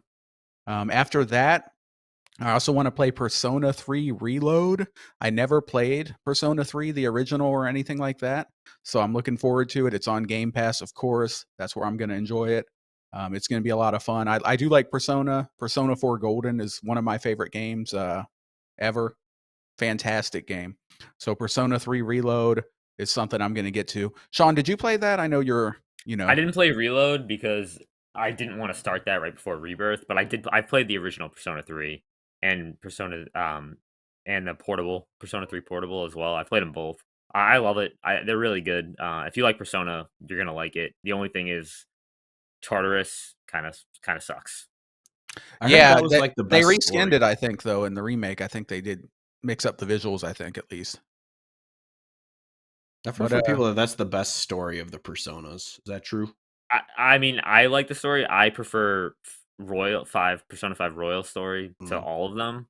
But I mean, that's a total preference thing. I like the Yeah. characters better in Persona 5. It was funny. I had this overwhelming urge to argue with you guys and be like, no, Persona 4 Golden is the best story. And then I had to check myself, and it's like, Midnight, Self, you haven't played the other ones, so shut up. Like, how can I even say that? Ben, have you played any of the Personas? I played a little bit of 4 and probably like 30 to 40 hours of 5 of Royal specifically, and I enjoyed them. It's just, they're marathon games, and I don't They have the really are. stamina. Yep. Those are games that I definitely recommend just playing on easy personally, Yeah. because it's a 100-hour game, and why make it longer by having to grind harder Right. in the dungeon? I also, I didn't want to get on a list for talking to high school girls, so I had to stop. You got to be careful for sure. But the Yeah. way I see it is that it's not me. I'm not the one that's hitting on them. I'm controlling this character. The high school boy is hitting on them, and I'm just helping him live his best life. That's Just the way I look manipulation. at I it. get it. Yeah, that's fine. Yeah, little grooming. Yeah. All right, and then last but not least, you guys, my co-hosts are gonna love this. Final Fantasy VII Original. That's on my list. I'm gonna play that this year. I'm excited to play that this year. It's about time, honestly. This has been one of my sins. Similar with you guys not playing Mass Effect, you scum. This is my scum moment. I haven't played Final Fantasy VII Original, and I'm gonna right that wrong. So I'm looking forward to that. I'm gonna play it on PlayStation. I'm gonna even go for a platinum, as long as it doesn't glitch. I was reading that there were some glitch trophies. If that happens, I'm gonna be sad. But yeah, I'm gonna try to get the platinum. For the original, there are? For the Final Fantasy VII, I think it's like the remaster or whatever that's on PlayStation. There's glitches still after it's been out this long? That's what it said on like Power Picks or whatever. Hmm. When I was looking at the trophy, it said that a couple of the trophies were bugged. Yeah. So you got to be careful. Yeah. Just play it on your new PC instead. It's on Steam for like $7. I could do that, but then I couldn't get the platinum though. Wow. But I thought you didn't care about trophies. Yeah. I don't care about. I only have 2 you platinum. clearly do. Well, here's the thing. I only have 2 platinums, so clearly I don't care about it. But at the same time, I only have 2, so I'm like, well, I could get a third one. That'd be kind of cool, I guess. Start to collect them a little bit. But I don't have brain rot like that. Like I'm not gonna. I'm not going for the Final Fantasy REbirth trophy. You platinum. just said you might not play it because of the glitched platinum trophy. That's no, I brain didn't rot. say that. Did I say that? I didn't mean that. If I said Okay. it, You implied I'm it. gonna. Yeah. Okay, I might have. Heavily implied. I might have misspoke a little bit because I'm 100% playing the game. Like it's gonna happen. So you've played Remake and Rebirth, but you haven't played the original. Yep. It is a very interesting time, and I haven't finished Rebirth yet, but playing the original before the final part of the new trilogy is a very interesting time to play it, because I have a feeling they're going to change a lot of stuff, and it'll be interesting for you, I think. Yeah. Yeah. But yeah, I have to do no. a spoiler cast for the OG when you're done. I haven't had enough coffee. I have no idea what the hell I was saying, but I am playing Final Fantasy VII. Platinum be damned, I don't care. That game is going to get played, and I can't wait. But I was just saying that I heard that the platinum might be bugged, so that would suck if I did everything but don't get the trophy. Yeah. But yeah, so that's my 3 games. I'm excited about that. That was a good talk. Let's go ahead and move on, if we're satisfied, to the next topic, which is going to be 3 games that we recommend to people. So these are going to be games that we've played and beaten that we recommend that you, the listener, should put on your list and play. And for this list, instead of doing all at once, we're going to do round robin. So everyone's going to give our 3, and then we're our 2s, and so on and so forth. So let's go ahead and once again, we're going to start with our just singular special Regular host. special. Now Yep. he got demoted. Ben, what is your number 3? Well, they're not necessarily in order, but give us one of your games that you recommend. Yeah, these are definitely not in order. I don't know if I can put them in order. But when it came to my 3 games to recommend, they're all games that I pretty frequently say I wish I could play again for the first time. And by the way, earlier when we were talking about what we've been playing, I have been playing Dragon's Dogma 2, probably only like 8 or 10 hours of it, but I hadn't picked it up in almost a week, so I forgot to mention it. But anyway, it's good. What? Play it. Did you get bored? No, it's just been a busy time. I've barely played anything this week. Yeah, outside the regular stuff. So, or outside the stuff I mentioned. I mean, I didn't get bored at all. I just haven't had a chance. Anyway, the first game I recommend to everyone and anyone and everyone in between is Bioshock. we mentioned it earlier. Hodge cheated with it and mentioned he was going to play it. But Bioshock is just such Bioshock is just such a special game for me because, well, it's just a special game in general. The atmosphere, the setting, there's nowhere like Rapture. If you've gone this long, if it is now 2024 and you have not been spoiled on Bioshock somehow, first of all, you're living under a rock, but second of all, you are in a very special place because it is one of the greatest games of all time, in my opinion. And Bioshock should be played by everyone, treasured by everyone, experienced by everyone who can possibly experience it. It breaks so many boundaries and also hits on all the things you love, everything you love about modern not everything. A lot of things you love about modern gaming, you can look and be like, "Oh wow, Bioshock did that first." Obviously for the same genre. So I recommend Bioshock. I recommend the whole series, obviously, but if you are like somebody who's like, "I got 15 hours, what should I play?" I'm going to recommend you Bioshock every single time, the first Bioshock game. So that's my first game I recommend wholeheartedly. Fantastic game. Yeah. Oh yeah, can't go wrong with that. It was my number one ranked game of all time. Yeah, so I can't disagree at all. All right, very good, very good. Sean, why don't you go ahead and give us one of your recommendations? All right, so I'm going to cheat a little bit, and I'm just going to recommend like a whole series. But the reason why I have to recommend the whole series is because each game kind of builds into each other, and it is the Trails of series, the Legend of Heroes Trails of series. Yes, we got the Sky trilogy, we got the Crossbell duology, and then we got the Cold Steel. Yeah, I actually have to go. I can't sit through this and listen to this. I'm sorry. It's okay. Don't worry about it. We got the Cold Steel games, and then you have Trails into Reverie, and then later through this year we have Trails Through Daybreak, which has been out in Japan for a little bit. But just the way that this game is a long build and it's a slow burning fire of storytelling. Each game, like they'll make you'll see like something in a game in like the first game, like Trails in the Sky, and you'll be like, that is so random. Why'd they put that there? And then like 4 games later, you'll be like, oh my gosh, they're making a reference to that. There are so many characters in this game too. If you are not into like really weeb JRPG stuff, you might have to take notes during this game to remember all the characters because there are so many characters. There are so many conversations. All the conversations reveal a little bit about each character, and like I said, sometimes you might think like, what's the point of that? And then later there's a payoff down the line, and that payoff is so good. It's so rewarding. All the games are fantastic. The combat in all of them are great.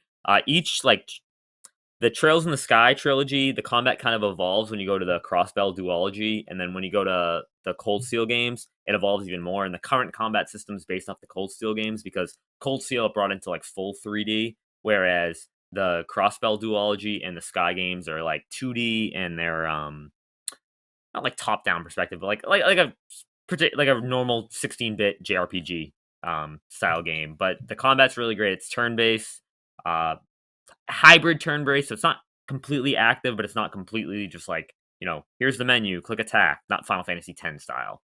But there's so many moving moments in this game that have brought me to tears at different times. There's also really light, funny stuff like in most JRPGs where like, the world's about to end, but let's go to this bar and just have dinner and talk, or let's go make some pastries for this guy who needs to get eggs. There are so many different locations. The variety of locations is insane. Like one area you'll be in these ancient ruins, and then all of a sudden on the other side of the map you're in like a snowy mountain. And it's just really cool. There's like a whole like politics are involved. There's like a civil war going on at some points, and then there's double crossing, and there's like double agents everywhere. It's just the whole thing it's very anime, but again, it is awesome. I recommend it, and you have to start with Trails in the Sky 1. You cannot start at Trails of Cold Steel 1. You can't start at Trails from 0. Okay. I have a question. 2 questions, if I can. Yeah. First of all, you're filthy cheater. This is not allowed. Sean's like, here's 700 hours worth of games I recommend. Here's 36 games that I recommend as my number 1 pick. So Sean, I'm going to force you to pick one game from the series. Please pick one. Oh, then it'd be Trails in the Sky because that's the start of the entire Okay. saga. There you So go, Hodge, you for the definitely graphic. that's the earliest game in the timeline. So you want to start with Trails in the Sky and then just work your way up. Slow build. Okay, and then my second question: is there any actually like voice acting in that, or are you just reading Yeah, everything? there in Trails. Once you hit the 3D, once they go full 3D, Trails of Cold Steel, there's voice acting for all the cutscenes. Well, all the cinematic cutscenes, but anytime you can see a text box, there's no voice acting. So the series gets voice acting about 250 hours in, is what he was saying there. Even more than that. Oh, really? It'd probably be.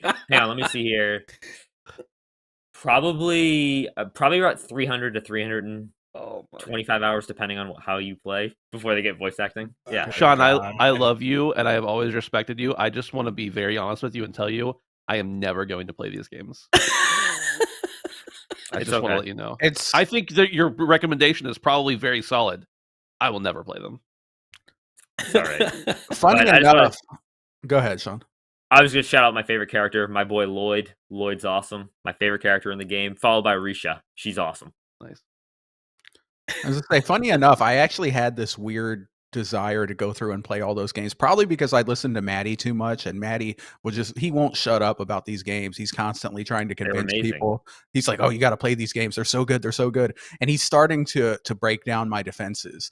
But hearing that you have to play like 800 hours just to get some voice acting is bringing me back down to earth. And I don't know. I probably won't play them, but maybe one day.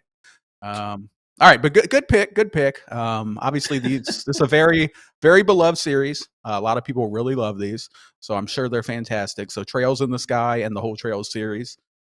Sean, was your pick?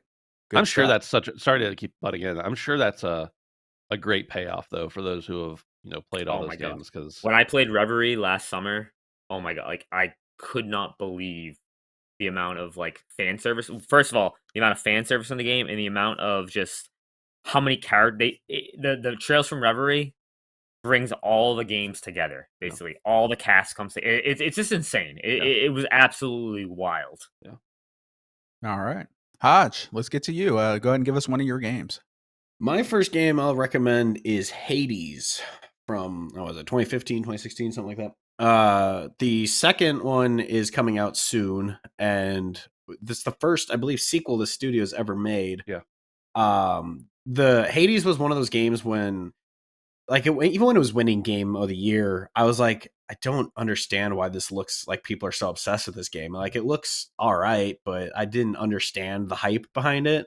But then it came to Game Pass, and I was like, screw it, I'll try it. And now it's a top 10 game of all time for me. And the game it's punishing, but when you beat it, it's just so rewarding. And it's so much fun because I had never played a roguelike or whatever before, so I had no idea what happened. Like, I thought by the time I beat Meg, you're at that part of the game, and I didn't realize you had to start from the bottom every single time. But as you keep going through, you earn stuff to level up and become a stronger person, and you just keep getting further and further until you finally beat the boss at the end, and it's the most rewarding thing ever. And it's another one. It's one of those games where if you have 20 minutes to kill, you can just do a run and just put it down and come back the next day, do another run. And it's just because it's the same, basic game loop though every time, but it's so addicting and so much fun. And I just recommend it to anyone, even if it's not a genre that you like.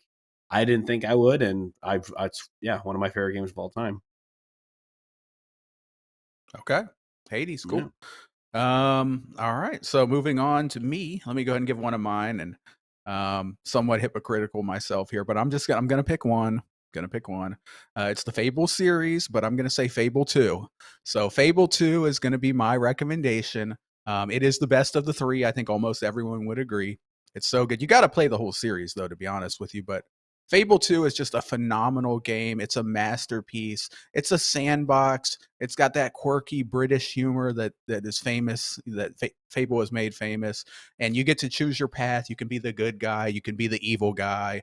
You're killing people. Your physical appearance will change. You'll start to look kind of demonic and evil. If you're good, you'll look all righteous and pure.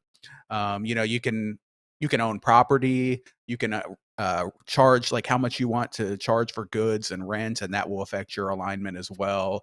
You can help people. You can kill people. You can have multiple wives.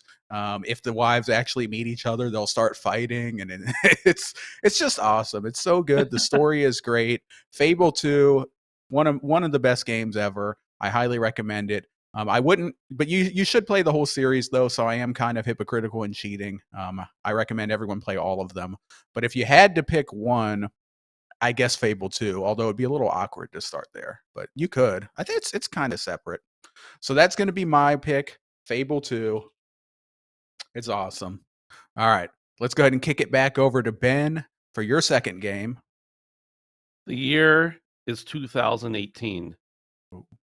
I had been waiting for almost a decade at this point for a new game in this series. But this is the same year where we have Spider-Man, we have the God of War reboot, we have Super Smash Bros. Ultimate, we have Hades, which was actually 2018. I didn't want to correct you in the moment, but it was 2018. We've even got Sea of Thieves, which was not a good game in 2018, but it became a good game. But the best game that year, in my opinion, was Red Dead Redemption 2. And Red Dead Redemption 2 is one of those other games that I often think I just wish I could play it again for the first time. And you might be saying, Ben, I can't play Red Dead 2 until I've played Red Dead 1.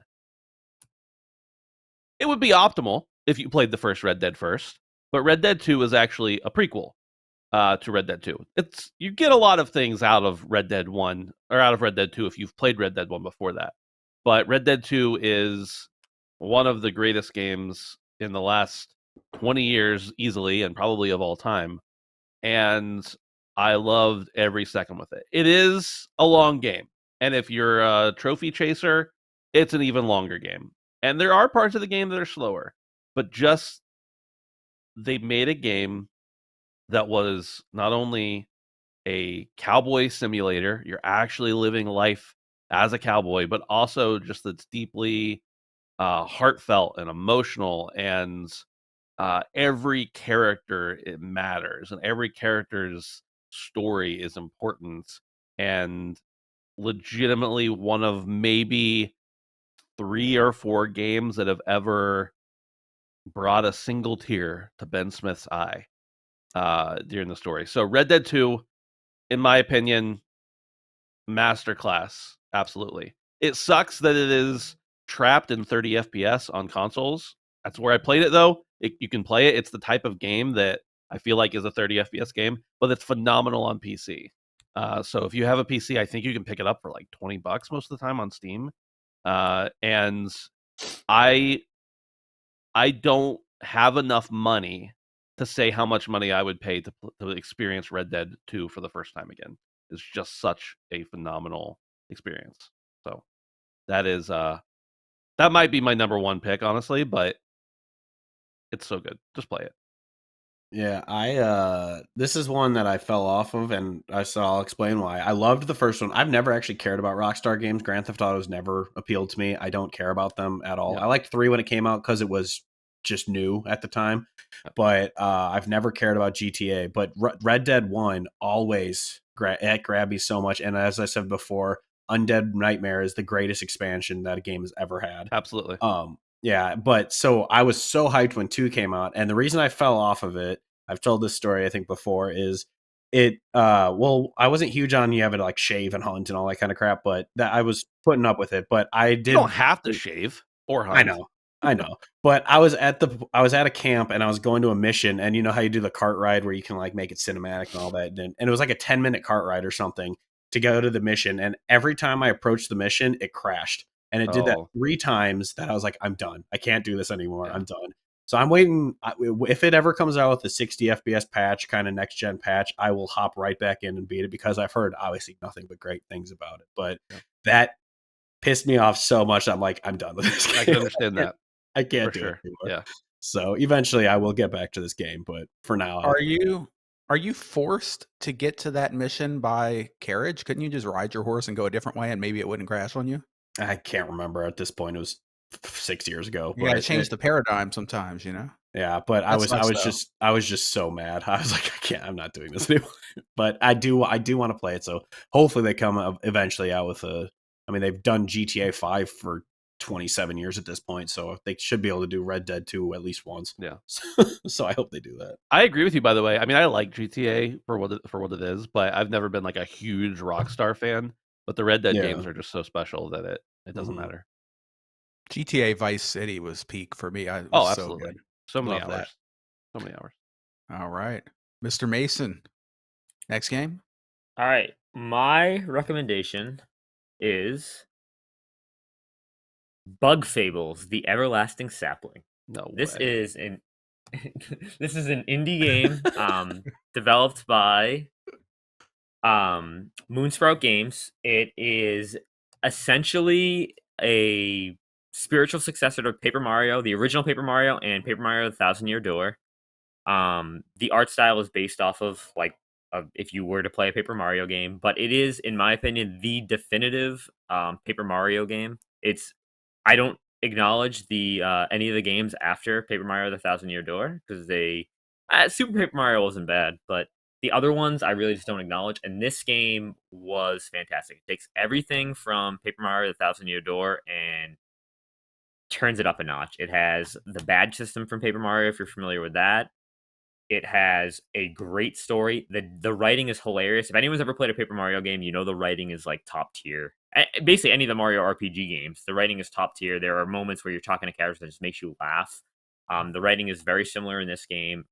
The very heartfelt story about there's like 3 characters, and one of them has a very tragic backstory that when you find out, it is one, it's shocking, and 2, you're like, oh my gosh. The gameplay is strictly turn-based, but they did a little spin on it. There's it's very similar to Octopath's turn-based combat, which is cool. The story basically takes place, you're a bunch of bugs, and like you're living in a kingdom, and like there's like an enemy. The enemy faction is are the wasps. So you're trying to like go after the Wasp King is trying to find the everlasting sapling, they call it. And he's trying to live forever, basically, and you have to try to stop him. And you're like 3 little ragtag people who want to be heroes. The game's really fun. It's cute. It's about took me about 25 hours for the main story, but then I got the platinum in it, so it was like about 50 hours. But the game's fun. There's like a boss mode, like a lot of the there's side quests. A lot of the side content is like a boss rush mode. Upgrades, abilities. The game is a joy. I highly recommend it. Bug Fables: The Everlasting Sapling. Okay. Right on. Hodge, next game? So this next game is one that I don't know if I've ever really talked about it on here, and because I didn't want it to be all my games to be just like 3 from my top 10 list from a few weeks ago. So I just picked games that I've played recently, or that I played recently that I just love. And so my next game is actually Gylt, spelled Gylt. It's this indie game that I think is actually a Stadia exclusive when it came out. So when obviously Stadia imploded, they were like, well, what are we going to do? So they brought it to all the other consoles, and it was, I think, like $20 when it launched. So it's probably even cheaper now. But basically, it's just like a adventure kind of platformer type game where you're this girl who goes to this town that's taken over by like these like dark demon kind of things, and you're trying to find your friend who's been sucked into this world. And I mean, basically, it's kind of the stereotypical indie thing of like, it's just a metaphor for depression, because that's basically what it is. All the enemies you fight are like anxiety and sadness and like that kind of crap. But it's just this amazing little game. Like, it's the cartoony style. It looked kind of like, it reminded me a lot of, if anyone's seen the movie Coraline, it reminded me of that kind of claymation animation style. So I loved the setting of it, and the gameplay. It's just fun. Like, it's not a perfect, I mean, it's kind of a game for kids in a way, but I just loved it, and I'm a kid at heart, maybe, I don't know, but yeah, I can't recommend it enough. I wouldn't say it's like a 10 out of 10. It's like a 7 probably, and one of the trophies is broken when I played it, so it kind of saddened me, but it was, yeah, I love it, and I recommend it to anyone. Okay. Good stuff. I'd never heard of that, but sounds interesting. I just looked it up. I've never heard of it. And it's like a 5 or 6 hour game, so it's really, really quick. But yeah, I loved it. So that's why Hodge is the indie and live service maestro. Look at him bringing out the deep cuts.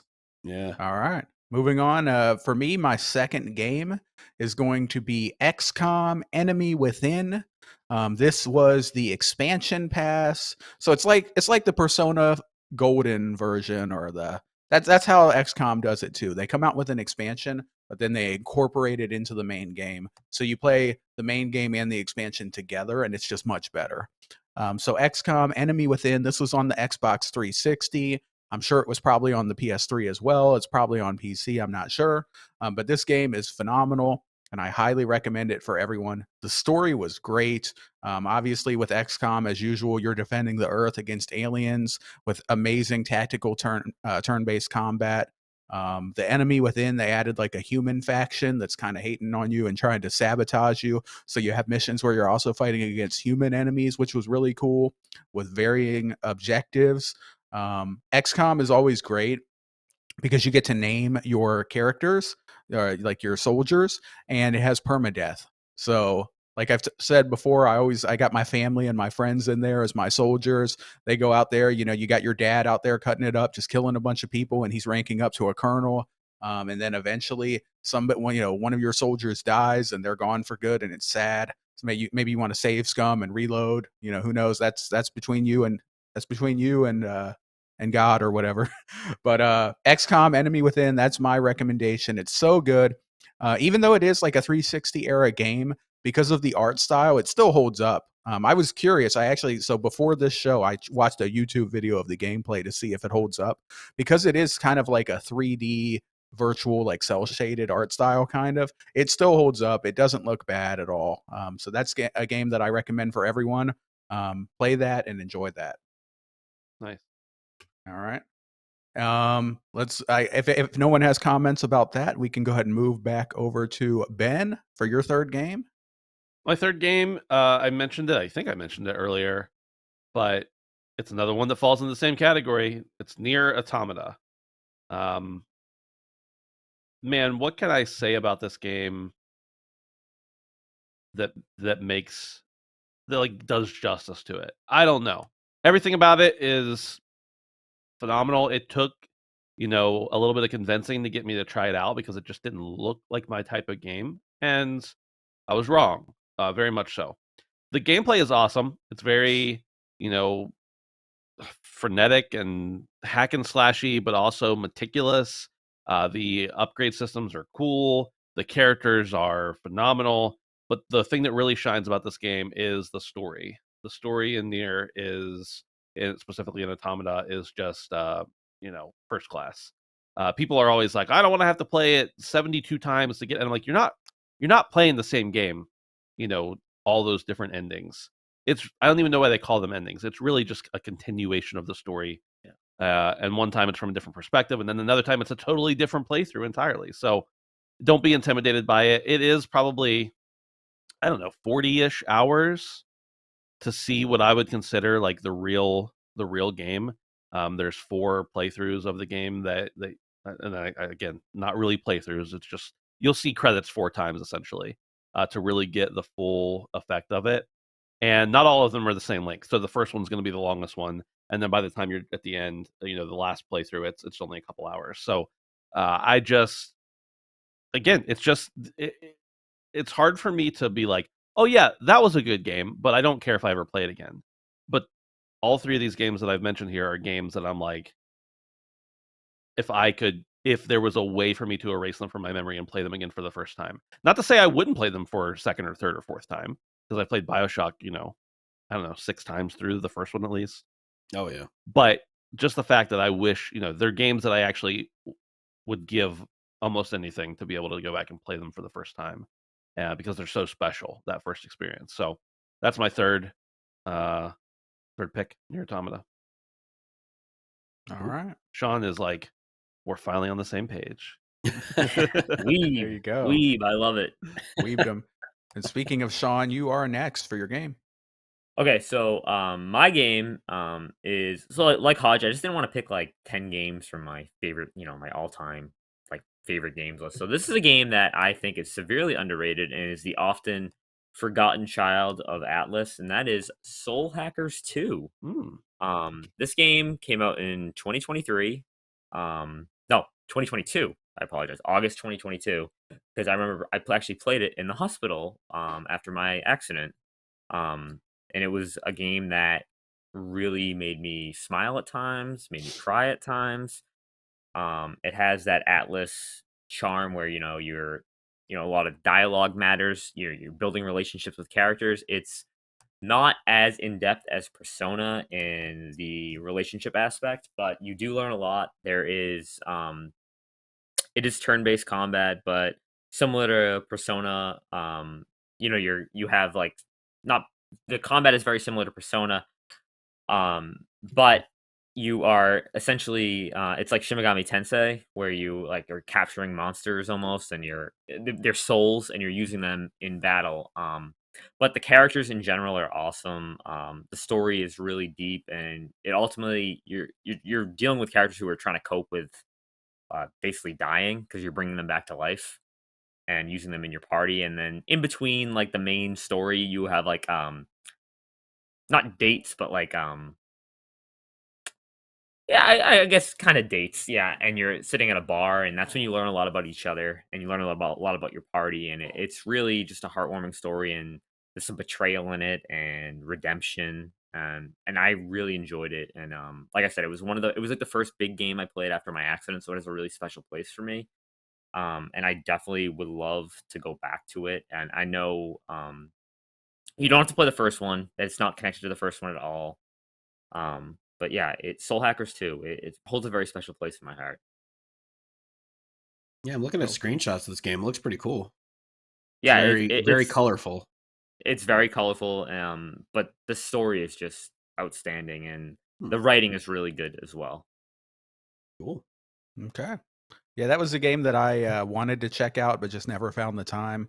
I heard kind of middling things about it. Like people did like it, but they said obviously it's not really as good as Shin Megami Tensei or the Yeah, Persona games. But still definitely. good though. It's like the bottom of like the ship, like Persona and Shin Megami Tensei. It takes aspects from both of them, but it's like it's a little bit easier. It's easier than Shin Megami Tensei. It's probably difficulty wise pretty similar to Persona, but not as deep mechanically or relationship wise. But it's still a fantastic game.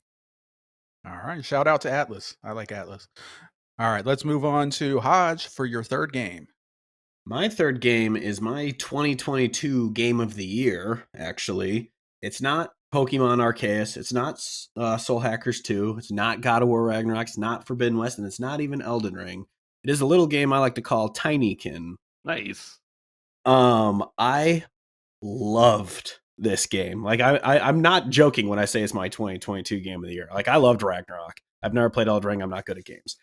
But I will one day. But yeah, so it's only for the platinum, which I got the platinum and the 1000 G's on Xbox because I played it on Game Pass when it originally came out, and then it was on sale on PlayStation not that long ago. So I bought it, and I was like, I'm just gonna beat it again because it's like a 6-hour platinum. It's really not that hard. But it comes from my youth of having the collectathon games. Like I said, Spyro 2 is one of my favorite games of all time. Collecting all the gems was just like that's what you did when you wanted to beat the game. You wanted to milk how long it lasted and all that. And so it's the same in Tinykin, where you have to collect all like the God, what is it, pollen, and then all that kind of stuff. And it's just like a puzzler game. I believe I've never played Pikmin, but people say it's like Pikmin, where you use the Tinykin to help you get around and help you accomplish things. But it's just a cute cartoony game. Like you're in a 3D world, but all the characters are 2D cartoons, and it's just an adorable game, and I adore it, and I suggest it to anyone, especially because it's always on sale, and it is only if you want to platinum it, it's only like a 6-7 hour game. So it's a very quick game, it's cheap, and I highly recommend it to everyone if you like that kind of game. Hodge, I don't know if we talked about this before I played it or after I played it, but it was I after you mentioned that I remembered we talked about it back, whenever it came out. And I Yeah, was playing it I think it was on Game Pass, which is why because I'd never seen anything about it, and I just picked it up and I fell in love. The only reason I yeah. didn't get the full gamer score, one of the achievements was bugged when I was playing it. And they fixed it Oh, like a day after I finished it, and I was just like, I'll go back to that. And I yeah, didn't. So once it got to that point, I was just like, well, I'm not going to go and get the rest of the stuff because that one's bugged. But yeah, you're right. It is very much like Pikmin, also very different, but like that is the closest comparison for sure. yeah. Yeah, it's one of those games where I had, even when I was struggling to find like a last piece of pollen or whatever in some area, I always had a smile on my face because it's just so cute. Like each level is just a different part of the house that you're in. Yeah. So it's like there's a bathroom level, there's the kitchen level, there's like you're in the garage or like the greenhouse kind of thing, and it's just so cool because you're just this little guy going around these like Honey We Shrunk the Kids kind of, or Grounded kind of thing, and it's so cute. I love it. Okay. Good stuff. Another game that I hadn't really heard of, I had to look it up. And when I saw the screenshots, I immediately thought of Pikmin. But Yeah. all right, sounds interesting. So up to me, I guess, for the final game here. My number 3 game, and this one is one that I so love. I so adore this game. This is from a developer that I thought was so talented that unfortunately is no longer around. United Front Games. Are any of you guys familiar with them? Mm-mm. United Front Games? All right. I don't think so. Sleeping Dogs. Oh. Sleeping Dogs is the Oh. game. If any of you guys played this game, I freaking love this game. This game is I almost want to call it a masterpiece. It's not, but it's so good. It's kind of like a GTA true crime. Remember those true crime games, like True Crime Streets of LA type game? In fact, I think it was supposed to be like a sequel of that. They rebranded. So it's in Hong Kong, I'm pretty sure. And you're playing as an undercover cop infiltrating the Triad, which is like the Chinese mafia. So you kind of get to choose, like you're doing missions for the Triads and you're doing criminal stuff, and then you're meeting with your police contact. And at the end, you're going to kind of make a choice whether or not you're going to, bring down the Triad and stay true to your police roots, or you can embrace the Triads and kind of fully join them and kind of take out the police, kind of. And like the recreation that they made of I think it's Hong Kong, maybe it's Shanghai. I want to say Hong Kong. It's just really good. You're driving around the city. It's got like this awesome like Hong Kong rap and rock music that's playing on the radio station. Like you have no idea what they're saying most likely, but it sounds good. It's very cool. And the combat, dude, the combat in this game was so fun and so interactive. Like you're doing martial arts combat. You could grapple people and then use the environment in gruesome ways. Like you could grab them and like stick their head in like a big air conditioning fan, and just watch blood splatter everywhere. You could smash them in a dumpster. You could throw them in like a big thing and then like jump up and bring down like a big railing or something and smash them. It was just so cool, so fun. The combat, the driving, the music, the story. There was like a little romance on the side. It was really awesome. Super underrated. I'm so mad that we never got a sequel for that. What they did after this, they were like, we're going to make like a big MMO type experience or something for some reason. And like it became bloated and then they just shut it down. And I'm mad. But Sleeping Dogs is my pick. Totally everybody needs to play that. It's been free on Games with Gold. It's been free on PS Plus. Hopefully a lot of people have it. Did any of you guys play this one? No. I didn't, No. but I'm pretty sure I do have it from Games with Gold. Yeah. I think I have it in my library from it. Dude, it is so good. You guys got to try it. Like, and it's not one of those games where it's like it's good after like 15 hours. It's instantly good. If you just play like the first 20 minutes, like it starts off with a bang. You get into the combat a little bit. You get to smash people into fans, put their heads into fans, and You're really liking the smashing people's heads in the fans thing, aren't you? dude, it's fun. I'm telling you, try it out. If you just play that game 20, 30 minutes, you should know if it's for you, if it grabs you or not. So that's going to be my pick. Sleeping Dogs. It's been That's a lot of good. fun. That's good. Sleeping I Dogs. hate when people say that it's like it gets good in 10 hours. Or in 400 hours, you get some voice acting. I'm just kidding, Sean. We love you, Sean. Yeah, I do honestly. Ben, you mentioned this before, going back to the Trails series or whatever. That payoff that you get, that we would imagine that you get after you play all of those games, it sounds so good. Like the carrot on the stick, it almost does make me want to go through the journey. Yeah. But at the same time, am I that big of a masochist? Probably not. It's like I'll play if I get into a game at the beginning, I'll play it until I'm bored of it.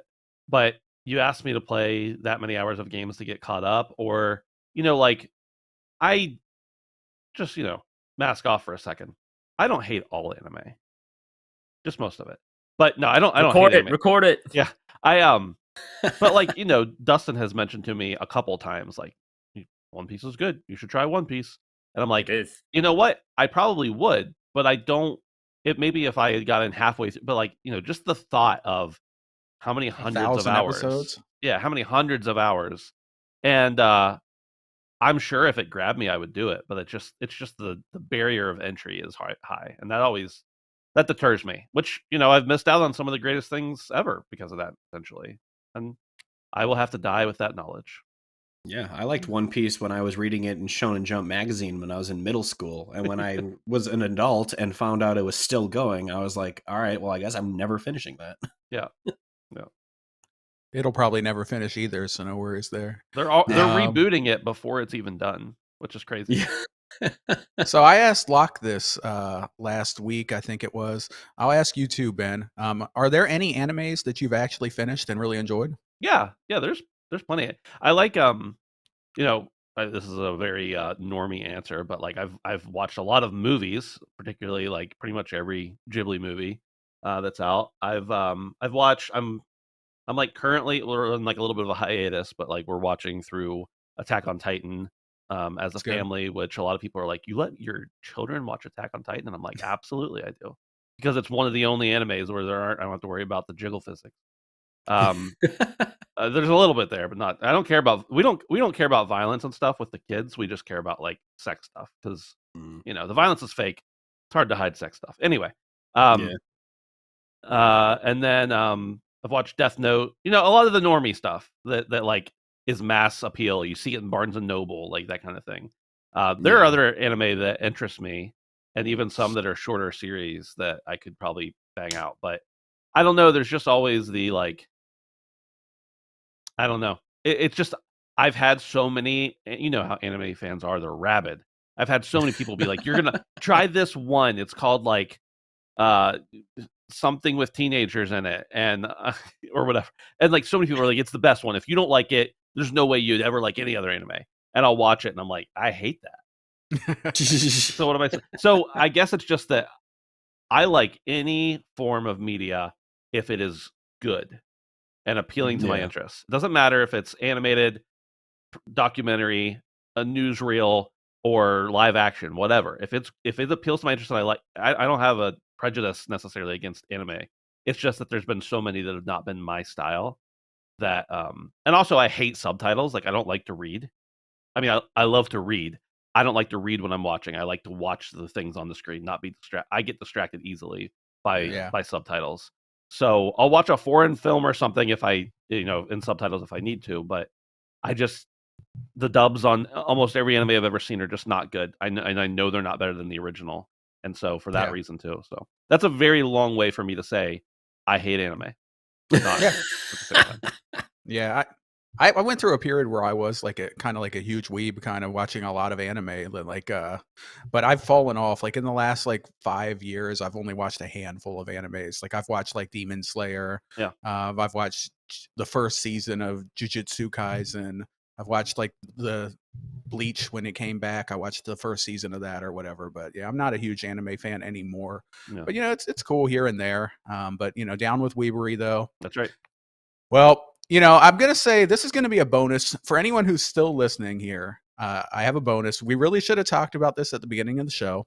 I could edit this and awkwardly stick it into the beginning of the show, but I'm not going to do this. So as a bonus for you loyal listeners who have made it all the way to the end, I want to bring this up because our one and only Hodge here is in Texas. And as I understand it, he went to the most magical place on earth yesterday. And of course, I'm talking about Buccees. Hell yeah. Was this your first time in Buccees? Tell us about the experience. How was it? Oh no, I've been to Bucky's every time I've been in Texas, but All right, well, that ruins it. All right. well, it's yeah. Well, that's why I said it's been too long when I posted the picture of Bucky. But no, if anyone hasn't been to Bucky's, it's a magical place that everyone should go to. They have amazing food. Somehow, they're a gas station that has some like the best barbecue I've ever had in my life. Then obviously they have all their homemade food like the beaver nuggets. I like they have like a sour watermelon gummy candy that I love. They have fudge and it's just everything there is amazing, and the food's amazing, and it's just a huge gas station that has a lot of merchandise, which is just so funny to me. But yeah, I love it. I love Bucky's. Heck yeah. Ben, did you go to Bucky's when you were in Houston? Yeah, I've been to Buccees. Yeah. I'm It's gonna pretty awesome. just say ditto.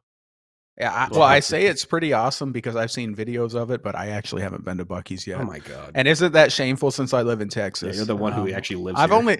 I've only lived in Texas for a couple of years though, but I need to. There's 140 minutes for me, so that's not that far. I think in the near future, probably within the next couple months, I'm just going to make the trip and I'm going to go and Do it. finally experience it for myself. I've seen all the videos, I've heard about the fudge and the brisket and the beaver Yeah. nuggets and So the good. beef jerky. I think they got all this great stuff. I'm going to go there and I'm going to spend like $100 and just buy a whole bunch of crap.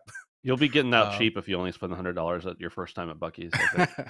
Yeah, I think we So- dropped 115 when we were there yesterday, and we only bought food. So It looks so good. Sean, have you been to Texas, Sean?